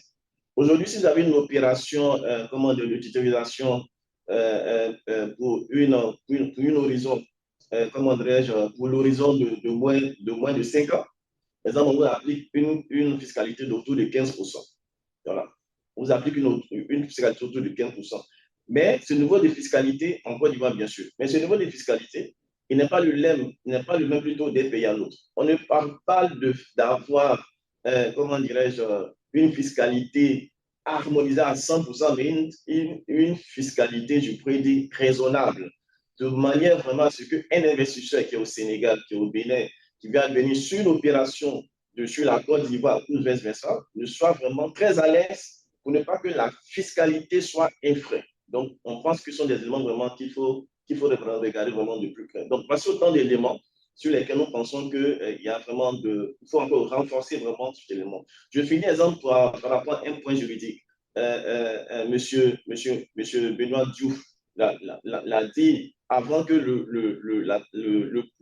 produit soit financier, il est d'abord juridique. Et nous pensons que nous, en tant qu'investisseurs, ça c'est juste des réflexions qu'ils nous donnent. Il y a lieu de faire évoluer, nous pensons, le cas juridique. Aujourd'hui, lorsque vous prenez exemple les sociétés de gestion d'intermédiation, les SGI, qui dans leur mission ont des rôles de conservation, de structuration d'opération, pour qu'elles exercent sur une opération de titrisation, ils ont besoin d'une licence. Donc, nous pensons que dans l'évolution du cas juridique, on peut faire de sorte que, exemple, ces genres de missions soient déjà intégrés dans le champ d'action, exemple, des RGI. Voilà, parce que avant deux missions, il y a des contraintes de part et d'autre. Donc, ce sont autant d'éléments qu'on pense qu'il y a lieu vraiment de regarder de plus près pour assurer que les institutionnels veulent et sont prêts. Mais ça dépend toujours des conditions. Merci. Je vous remercie, M. Dibi. Je pense que M. Benoît Diouf aura envie de rebondir sur la question du mandat un peu donné au SGI par rapport à ce que vous avez évoqué sur la partie juridique. Je vous laisserai échanger sur ce point-là parce que c'est un sujet dont on a débattu il y a 6 mois à peu près et où il a essayé de remettre l'église au milieu du village, comme il l'avait très bien dit. Donc, je vous laisserai échanger avec lui sur ce point, mais je suis presque sûre qu'il va en reparler lorsque je l'interrogerai tout à l'heure. Je vais juste préciser que je ne suis pas un commercial des SGI. Ça, c'est juste... C'est bien noté, Monsieur Dibi. Alors, d'ailleurs, je vais passer à Monsieur Diouf. Le cadre actuel, est-ce que vous pensez qu'il est suffisant et quelles évolutions seraient nécessaires pour permettre au marché de se développer plus rapidement? Oui, effectivement, hein, aujourd'hui, je pense qu'après 15 ans d'existence, le cadre juridique est assez robuste. Bon, on ne l'a pas testé, hein, comme Anwar Hassan le dit très bien. Les hypothèses sont soumises à un stress test. Mais ce n'est pas le cas. Le cadre contractuel n'est pas encore stressé devant les juridictions. Et ça nous laisse le temps de voir comment les choses peuvent évoluer. Mais en l'état actuel de ce que nous permet le cadre structurel, réglementaire, je pense que le cadre nous permet de faire beaucoup de choses. Alors, effectivement, on a tendance à considérer que l'on ne se limite qu'à de la créance. Oui, effectivement. Parfois même, on dit qu'il faudrait élargir le cadre de la titrisation aux actifs pour avoir une plus large gamme d'actifs parce que tout actif n'est pas créance et toute créance n'est pas actif. Mais je pense qu'une structuration assez sophistiquée ou assez smart peut transformer tout actif en forme de créance. Ça dépend de la perspective où on se situe. Donc, c'est pour dire qu'actuellement, le cadre juridique et la réflexion juridique peut aussi fortement améliorer le cadre aujourd'hui, puisque Mme Bay l'a dit tout à l'heure dans le cadre des obligations adossées, où effectivement des créances ont été structurées de telle sorte que ce qui constituait un actif pour une entité est devenu une créance et donc titrisable. Donc ça, c'était un premier point, à savoir une diversification des sous-jacents qui sont titrisables, ne plus se limiter simplement à la notion d'actif, de créance, mais éventuellement de s'ouvrir à la notion d'actif. C'est en faisant un peu mes travaux de comparaison, j'ai vu que l'Afrique centrale a, depuis 2022, marqué un coup d'accélérateur phénoménal, notamment en procédant à une diversification des véhicules. Ici, sur le marché, nous n'avons qu'un seul type de véhicule, qui est le FCTC. Et donc, avec joie, je note qu'au niveau de la COSUMAF, effectivement, ils ont mis un cadre de la titrisation qui intègre à la fois les sociétés anonymes ou les sociétés par action simplifiée, ce qui permet effectivement non plus à la société, ou en tout cas à l'organisme de titrisation, d'émettre des parts ou des obligations, mais éventuellement de venir émettre des actions. Donc, ce qui est quand même pas inintéressant, puisque, faut le dire, hein, c'est une tendance mondiale, d'ailleurs, qui, je pense, résulte de la loi sur la titrisation du Luxembourg, qui effectivement, elle aussi, a eu à accélérer la cadence pour s'ouvrir non plus au FCTC, juste aux OT classiques, mais s'ouvrir aux fonds comme, aux sociétés anonymes, aux sociétés par action simplifiée, dans certaines mesures aussi aux sociétés à responsabilité limitée. Donc ça, c'est un des éléments de progression. L'autre point, effectivement, c'est qu'aujourd'hui, la titrisation que nous avons sur le marché est une titrisation, somme toute, cosmétique. Nous pensons qu'arriver à l'un des moyens aussi d'accélérer la titrisation, c'est d'inclure les produits dérivés. Pas parce que la créance elle-même, pas parce que la réglementation ne le permet pas, à mon sens, non. Tout dépend de la manière dont la structuration est faite pour transférer le risque attaché à une créance, puisque de toute façon, le tout repose sur une créance. Donc, il faudrait effectivement pousser la réflexion vers une autre variante de titrisation qui est la titrisation synthétique, qui oblige maintenant là à utiliser des opérations beaucoup plus sophistiquées. Mais attention, il faut très vite encadrer ce propos hein, de titrisation synthétique, puisque c'est la titrisation de la titrisation de la titrisation de la titrisation jusqu'à la énième titrisation. Et comme disait quelqu'un, c'est transformer du risque à l'infini. Non, aujourd'hui, notre cadre juridique et réglementaire ne nous permet pas cette transformation de risque à l'infini, puisque nous n'avons pas un marché des produits dérivés. Bon, j'ai vu récemment que M. Abenové nous annonce le lancement pour le mois de décembre, ce qui est une très bonne chose, ce qui permettrait effectivement de pouvoir développer une seconde variante des opérations de titrisation pouvant aller vers les opérations de titrisation synthétique. L'un des points, et c'est mon avant-dernier point, Ramatoula, il faut assurer, concerne la gestion des opérations de titrisation, puisque dans le cadre de leur stratégie de gestion, il est dit que les opérations, que les, que les fonds de titrisation peuvent s'engager dans des opérations de couverture. Or, les opérations de couverture aujourd'hui, telles qu'elles s'envisagent sur le marché, n'obéissent pas à un cadre juridique solide, ni contractuel, voire même totalement absent. Aujourd'hui, il faudrait, à mon sens, pousser la réflexion pour un encadrement de ces opérations de couverture que les FCTC sont autorisés à faire pour ne serait-ce que couvrir leurs expositions sur des risques de taux et autres. Donc, ça, c'est une insuffisance qui, à mon sens, devrait pouvoir être corrigée pour permettre effectivement pour permettre au FCTC de satisfaire à cette stratégie de recourir à des opérations de couverture. Mais en même temps que pour les couvertures, il n'y a pas de cadre juridique, en même temps pour les repos, les prêts temporaires de titres, il y a un cadre juridique. C'est avec stupéfaction qu'on peut noter parfois que le cadre juridique qui est sécurisé pour les FCTC n'est pas suffisamment utilisé. Effectivement, ce sont des contrats de droit civil qui sont mis en place, alors que contractuellement, la Banque centrale a mis en place une convention cadre qui permet à ces FCTC d'être totalement sécurisés.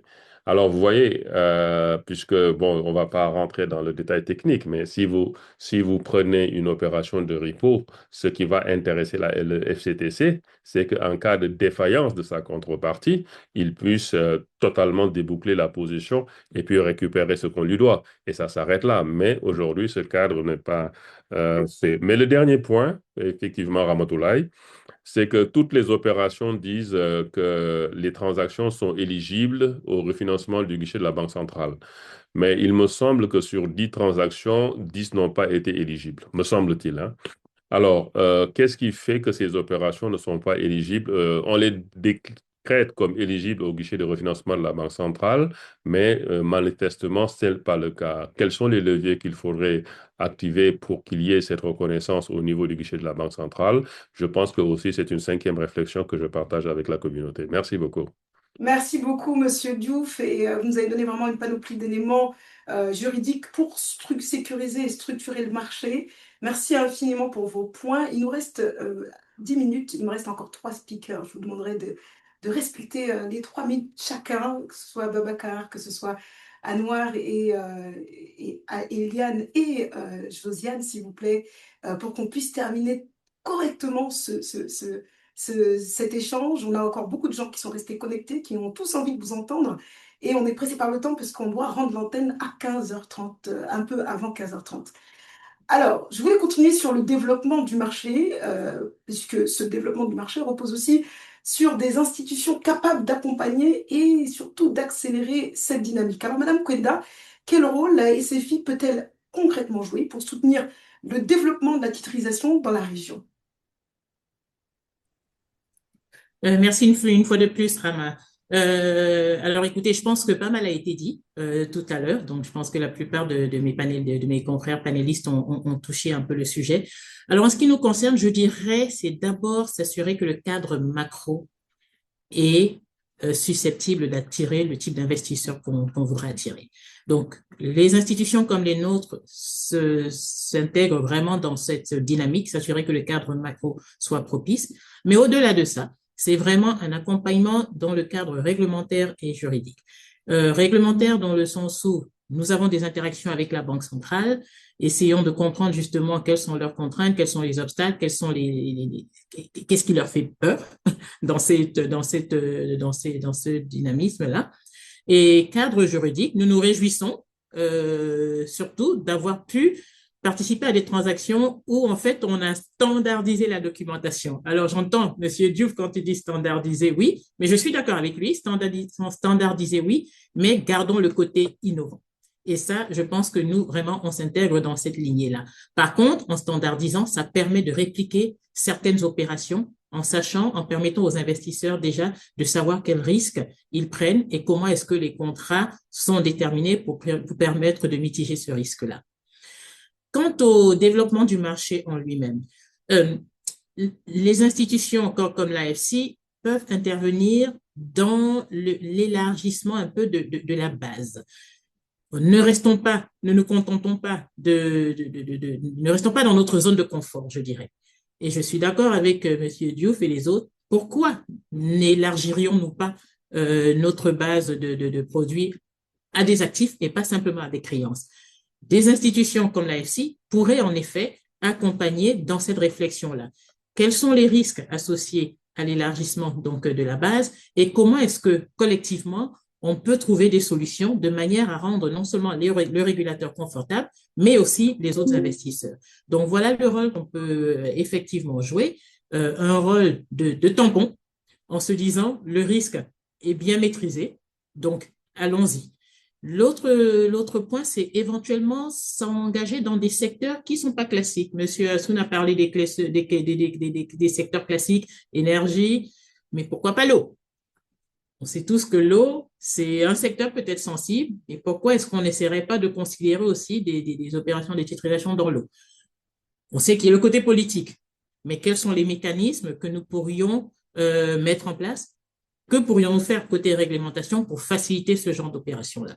Donc, en conclusion, je pense que le rôle que les institutions financières peuvent jouer est vraiment d'être le catalyseur, d'être le porte-parole de tous les investisseurs, non seulement sur le plan réglementaire, le plan juridique et le plan de l'expansion du marché des capitaux. Merci beaucoup, Madame Kwenda. Vous avez montré à nouveau le rôle déterminant que peuvent jouer les institutions comme la SFI pour accompagner le marché, en tout cas son développement, et renforcer la confiance des investisseurs. Mais au-delà de ces interventions, la question centrale reste celle de la capacité du marché à fonctionner de manière fluide, mais surtout durable. Alors, quels sont aujourd'hui les leviers prioritaires pour améliorer la liquidité et permettre au marché de la titrisation de se développer à plus grande échelle, s'il vous plaît, Madame Alamba. Merci Ramatoulaye. Pour accélérer la liquidité, je parlerai de 4 points essentiels. Le premier, c'est déjà la transparence, on y revient. C'est permettre aux investisseurs d'avoir une certaine lecture des données qui leur sont présentées, la compréhension des mécanismes, déjà pour les investisseurs qui acquièrent le titre, mais aussi pour ceux qui voudront reprendre ces titres sur le marché secondaire.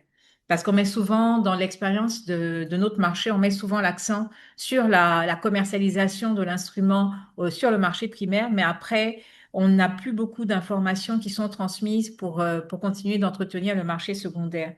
Le deuxième critère que je mettrai en avant, c'est la présence des agences de notation telles qu'elles le font aujourd'hui. C'est le fait qu'elles interviennent régulièrement pour donner de la confiance sur les hypothèses qui ont servi à structurer l'opération et continuent de donner cette garantie à ceux qui sont intéressés par l'opération. On a les agences de notation qui jouent ce rôle de tiers de confiance, mais on a aussi la présence des commissaires aux comptes qui sont présents régulièrement pour certifier les actifs du fonds, pour s'assurer que le fonds fonctionne comme cela a été présenté dans la note d'information. Le troisième point pour créer de la liquidité, c'est la présence des investisseurs, comme le disait Madame Kwenda précédemment. Le fait qu'on ait de plus en plus d'investisseurs qui peuvent être entraînés par un investisseur phare qui donne de la confiance à l'opération et qui engage d'autres investisseurs, qu'ils soient internationaux ou locaux ou régionaux. On l'a vu, même des investisseurs locaux ont besoin de cette garantie qui vient d'investisseurs internationaux pour avoir confiance dans l'opération, dans les opérations. Donc, cette présence d'investisseurs va jouer un rôle majeur. On va pouvoir élargir la base et si la base est plus large, on crée une profondeur de marché et on peut commencer à parler de liquidité. Et enfin, euh, pour terminer, ça va être l'animation du marché secondaire. On a l'avantage d'avoir des opérations de titrisation qui font l'objet de cotations sur notre place. Il faut maintenant animer ce marché secondaire. Il y a quelques transactions, mais pas beaucoup. Il faut réussir à donner de la confiance aux investisseurs qui vont acquérir les titres sur le marché de l'occasion auprès des investisseurs qui le détenaient, qui l'ont acquis sur le marché primaire et ça, c'est important pour donner même un gage à ceux qui se posent des questions de liquidité quand ils entrent sur l'opération. Ils veulent savoir, surtout quand on va sur des maturités plus longues, ils veulent savoir s'ils pourront sortir facilement de l'opération. Et pour les rassurer, c'est la présence du marché secondaire qui fonctionne, qui va être décisive. Merci beaucoup, Madame Alamba, et merci d'avoir partagé avec nous des éléments essentiels, selon vous, pour structurer un marché beaucoup plus liquide et plus attractif pour les investisseurs. Mais au-delà de ces enjeux structurels, la réalité opérationnelle des transactions pose encore un certain nombre de défis, vous le savez. Monsieur Diao, du point de vue d'un arrangeur et placeur, quels sont aujourd'hui les principaux obstacles à la multiplication des opérations de titrisation et en 3 minutes, s'il vous plaît. Merci beaucoup, Rama. Pour répondre rapidement et de manière succincte à cette question, je pense que la question du changement d'échelle, qui est un peu la question sous-jacente, ce n'est pas de faire peut-être des jumbo deals, en tout cas de grosses transactions, même si c'est important, mais c'est surtout de pouvoir passer d'un schéma avec des transactions en one-off à une usine de deal factory, comme on le dit souvent, qui nécessite donc d'avoir tous ces aspects standardisés, répétés, documentés et élargir la base d'investissement. Maintenant, standardiser, je pense avec les précautions dont Benoît a parlé, et Josiane aussi, bien sûr à regarder en fonction de la diversité, mais qu'il est important quand même d'avoir pour que les transactions soient lisibles les uns les autres. L'autre point, et je pense que ce sera le point central, ça me permettra de revenir en direct sur les questions. Le marché, encore une fois, n'a de sens que lorsqu'il répond à des besoins réels. Et chaque fois qu'on a un disconnect sur des opérations, sur un marché, c'est qu'on est en train de faire des réflexions parfois intellectuelles qui marchent bien, mais qui ne correspondent pas aux besoins réels. Moi, je pense qu'il faut partir du besoin qu'on a. Et ce besoin, il est aujourd'hui, il offre un boulevard. On est dans un cycle, pas de crise de dette, mais en tout cas de tension de dette au niveau des États dans notre région, un besoin d'infrastructure qu'il y a, une réalisation de plusieurs actifs qui ont été totalement dérisqués, qui existent appartenant à des États ou à des corporates. Comment, sur la base de ça, travailler à un marché où on peut amener des vraies solutions qui répondent à des investisseurs. Et je pense que c'est ça qui doit être la base pour construire ce marché, au-delà des aspects. Maintenant, pour un marché, il faut quelques piliers, 4 ou 5, je dirais.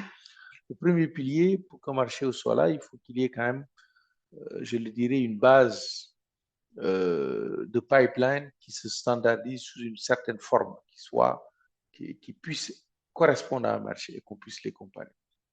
Et ça, s'il faut des originateurs récurrents, donc, qui soient des banques, des compagnies de utilities, électricité, je vous en ai parlé tout à l'heure, de l'eau, qui a un vrai besoin, qui a beaucoup de DFI qui sont présents là-dessus, qui a également des schémas qu'il faut regarder et que je pense qu'ils sont exécutables. Les télécoms, parce qu'ils sont habitués. Le housing, il y a un besoin, Yido en a parlé, mais au-delà de ça même, on a un gap structurel de logement et qui va croître avec l'urbanisation qui augmente dans la région. Donc, il y a un besoin sur ce type de choses. Les SMI, qui sont le poumon de l'économie, c'est eux qui créent l'emploi. C'est eux qui seront les champions de demain dans la génération dont on parle. Comment trouver un schéma qui permette de refinancer sur des périodes courtes ou moyennement longues là-dessus. Donc voilà, ça c'est le premier. Il faut qu'il y ait de l'offre d'abord. En tout cas, des gens qui en ont besoin, et de là on travaille. L'infrastructure de confiance est nécessaire. On a parlé, il y a besoin de prendre le jargon des data tapes homogènes qui puissent permettre de voir sur le servicing, tous les schémas d'audit, tous les schémas d'historique de performance. Plus on aura de track record, ça nous permettra de voir est-ce que toutes les opérations se dénouent bien. Malheureusement, il faut qu'il y en ait certaines qui se dénouent mal pour qu'on puisse voir est-ce que tous les schémas fonctionnent. Est-ce que toutes les protections fonctionnent? Est-ce que toute la subordination fonctionne? Mais c'est important d'avoir assez de là-dessus. L'éligibilité, je pense, à la base d'investisseurs et la base d'investisseurs pour ne pas trop durer. Il faut clarifier tout ce qui est le schéma, je pense, qui se rapprochera le plus des investisseurs pour être sûr également que ce produit corresponde au niveau de risque, aux alternatives qu'ils ont et qui soit sécurisé. Je pense que ça, c'est un point important. Et dans ce point, il y a certes toute la partie que peut faire les INCOR, comme les DFI, mais également les investisseurs régionaux. M. Dibi en a parlé pour la CNPS, mais je pense qu'il y a les autres caisses, les caisses d'assurance, les sociétés de gestion, les GO, beaucoup de ces entités aussi qui font beaucoup de mutual funds qui peuvent travailler là-dessus. Merci beaucoup. Et juste pour terminer, comme ça, on va rester dans les 3 minutes. Non, voilà. Non. Dans les 6 minutes, non, il faut absolument qu'on termine. Je vous laisse 30 secondes, Monsieur Diao, s'il vous plaît. C'est parfait. Donc, je pense que le rôle des DFI, je n'y reviens pas. Un point important maintenant, ça va être sur les coûts de transaction. Je pense qu'il faut qu'on puisse travailler structurellement à réduire ces coûts, ce qui permettra d'avoir beaucoup d'acteurs qui viendront là-dessus. Quand on voit ce qui se passe dans d'autres horizons plus développés, on a quand même de la marge là-dessus, et c'est important. Et le refinancement de la BCAO et la fiscalité. Voilà. Merci. Merci beaucoup, Monsieur Diao. Merci d'avoir partagé avec nous votre éclairage sur les défis opérationnels aujourd'hui qui continuent de freiner le développement du marché. On va conclure ce panel qui était très intéressant et merci à tous pour vos partages. Je me tourne vers Monsieur Hassoun. Si vous deviez choisir une seule priorité pour permettre au marché de changer d'échelle dans les 24 prochains mois, laquelle serait-elle? Outre le fait d'avoir des émetteurs récurrents, M. Paul l'a dit, il faut de nouveaux émetteurs. Moi, je dirais que j'en vois 6, j'ai besoin d'une minute, Rama. Hein. Oui. Les souverains n'ont pas encore plongé dans la titrisation. Il y a 2 actifs qu'on pourrait titriser, les droits de douane et la TVA. La deuxième chose, la finance islamique, demander aux institutions de finance islamique d'ouvrir leurs livres. C'est important. On a des investisseurs Sharia compliant qui ne trouvent pas chaussures à leurs pieds dans la titrisation conventionnelle. Systématiser, je crois, les tranches en devises. Pas mal d'émetteurs cédants l'ont fait. Je pense que ça devrait être systématique. Je pense qu'il faut penser aussi à la titrisation de court terme, les ABCP, les Asset-Backed Commercial Paper. Je crois savoir que dans le pipeline, des opérations sont en train d'arriver. Donc là, l'idée, c'est de transformer des actifs longs en obligations courtes. Le cinquième point, c'est penser au multicédant. Alors, ça pourrait être plusieurs États. Rama, vous le savez, je suis depuis longtemps favorable à l'idée d'une émission obligataire à l'échelle de l'UMOA. Alors, on pourrait utiliser, par exemple, des ressources de TVA ou de droits de douane à l'échelle des 8 pays, au prorata du PIB. Et puis enfin, Benoît l'a dit, la titrisation synthétique en faisant intervenir des assureurs. Alors, soit ce sont des compagnies d'assurance qui viendraient protéger le risque, soit via des crédits de default swap, des contrats d'assurance crédit, sortir des obligations où le sous-jacent serait des créances hyper sécurisées, mais on rajouterait une dimension de risque pour ôter du risque des bilans bancaires. Voilà, 6 idées pour élargir la base des cédants et puis systématiser des originateurs, des cédants récurrents, des grandes structures type télécom, électricité, eau, État. Ce serait très bien. Voilà, les deux vecteurs. Rama, j'ai Merci beaucoup, Anouar, merci, Monsieur Assoun, et merci à tous, hein. Ce panel, vous l'avez vu, mesdames et messieurs, a permis de mettre en lumière un point essentiel, hein. Les conditions sont aujourd'hui clairement réunies, hein, on ne va pas se mentir, pour permettre à la titrisation de jouer un rôle beaucoup plus structurant dans le financement de nos économies. On a vu que l'appétit des investisseurs est bien réel, mais qu'il repose sur plusieurs piliers: la qualité et la transparence de nos actifs, un cadre juridique solide, mais également des mécanismes de structuration adaptés et un marché suffisamment liquide et structuré. Nous avons également souligné le rôle déterminant que peuvent jouer les institutions, les arrangeurs, les agences de notation et enfin les investisseurs institutionnels eux-mêmes pour accompagner cette dynamique. Alors, le véritable enjeu, il est désormais, il réside dans le fait de démontrer, hein, la pertinence de cet instrument, mais créer aussi des cohérences nécessaires et permettre de passer à l'échelle. Donc, je vous remercie tous pour vos contributions. Je pense qu'on a juste le temps de prendre une question, s'il y en a dans le pipeline, la technique, et parce que nos chers panélistes sont tous de retour. Y a-t-il des questions, Maïssa? Oui ou non?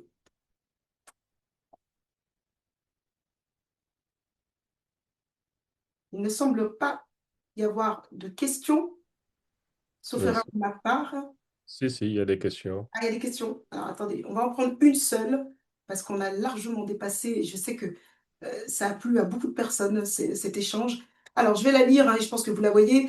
Est-ce que la banque cède complètement les actifs lors de la titrisation ou bien conserve certains risques sous-jacents ou sous-accents, mais je pense que c'est sous-jacent? Est-ce que, Monsieur Okuma, vous voulez répondre à cette question?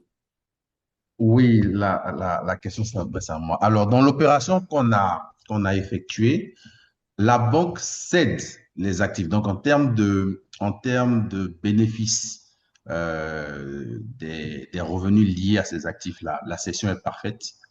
Par contre, en termes de risque, on va dire qu'il y a une cogestion. On reste, parce que c'est nos créances à nous, c'est nous qui avons constitué le portefeuille. On a une meilleure connaissance que les investisseurs qui sont venus sur l'opération de la titrisation. Donc, dans nos obligations, on a un peu cette obligation-là de maintenir la surveillance auprès de ce portefeuille et d'effectuer les actions de recouvrement en cas de nécessité. Pour pallier les risques liés à cette potentielle défaillance de certains actifs du portefeuille, c'est dans ce cas-là qu'on prévoit la réserve et on prévoit la surcote, on va dire une marge en termes de portefeuille qui pourrait remplacer les actifs défaillants en cas de besoin. Donc, oui, la cession, elle est parfaite, mais au titre des obligations de l'institution bancaire, il y a le suivi pour le bon dénouement des portefeuilles, du portefeuille cédé. Donc, voilà ce que je peux répondre a priori. Merci.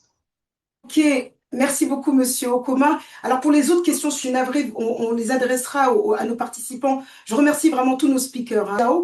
Le prochain webinaire sera sur le thème Transformer des flux économiques en capital mobilisable, le rôle de la titrisation dans le financement des priorités africaines. Jeudi 26 mai à 12h30. Rendez-vous à nouveau sur LinkedIn. Merci à tous nos participants.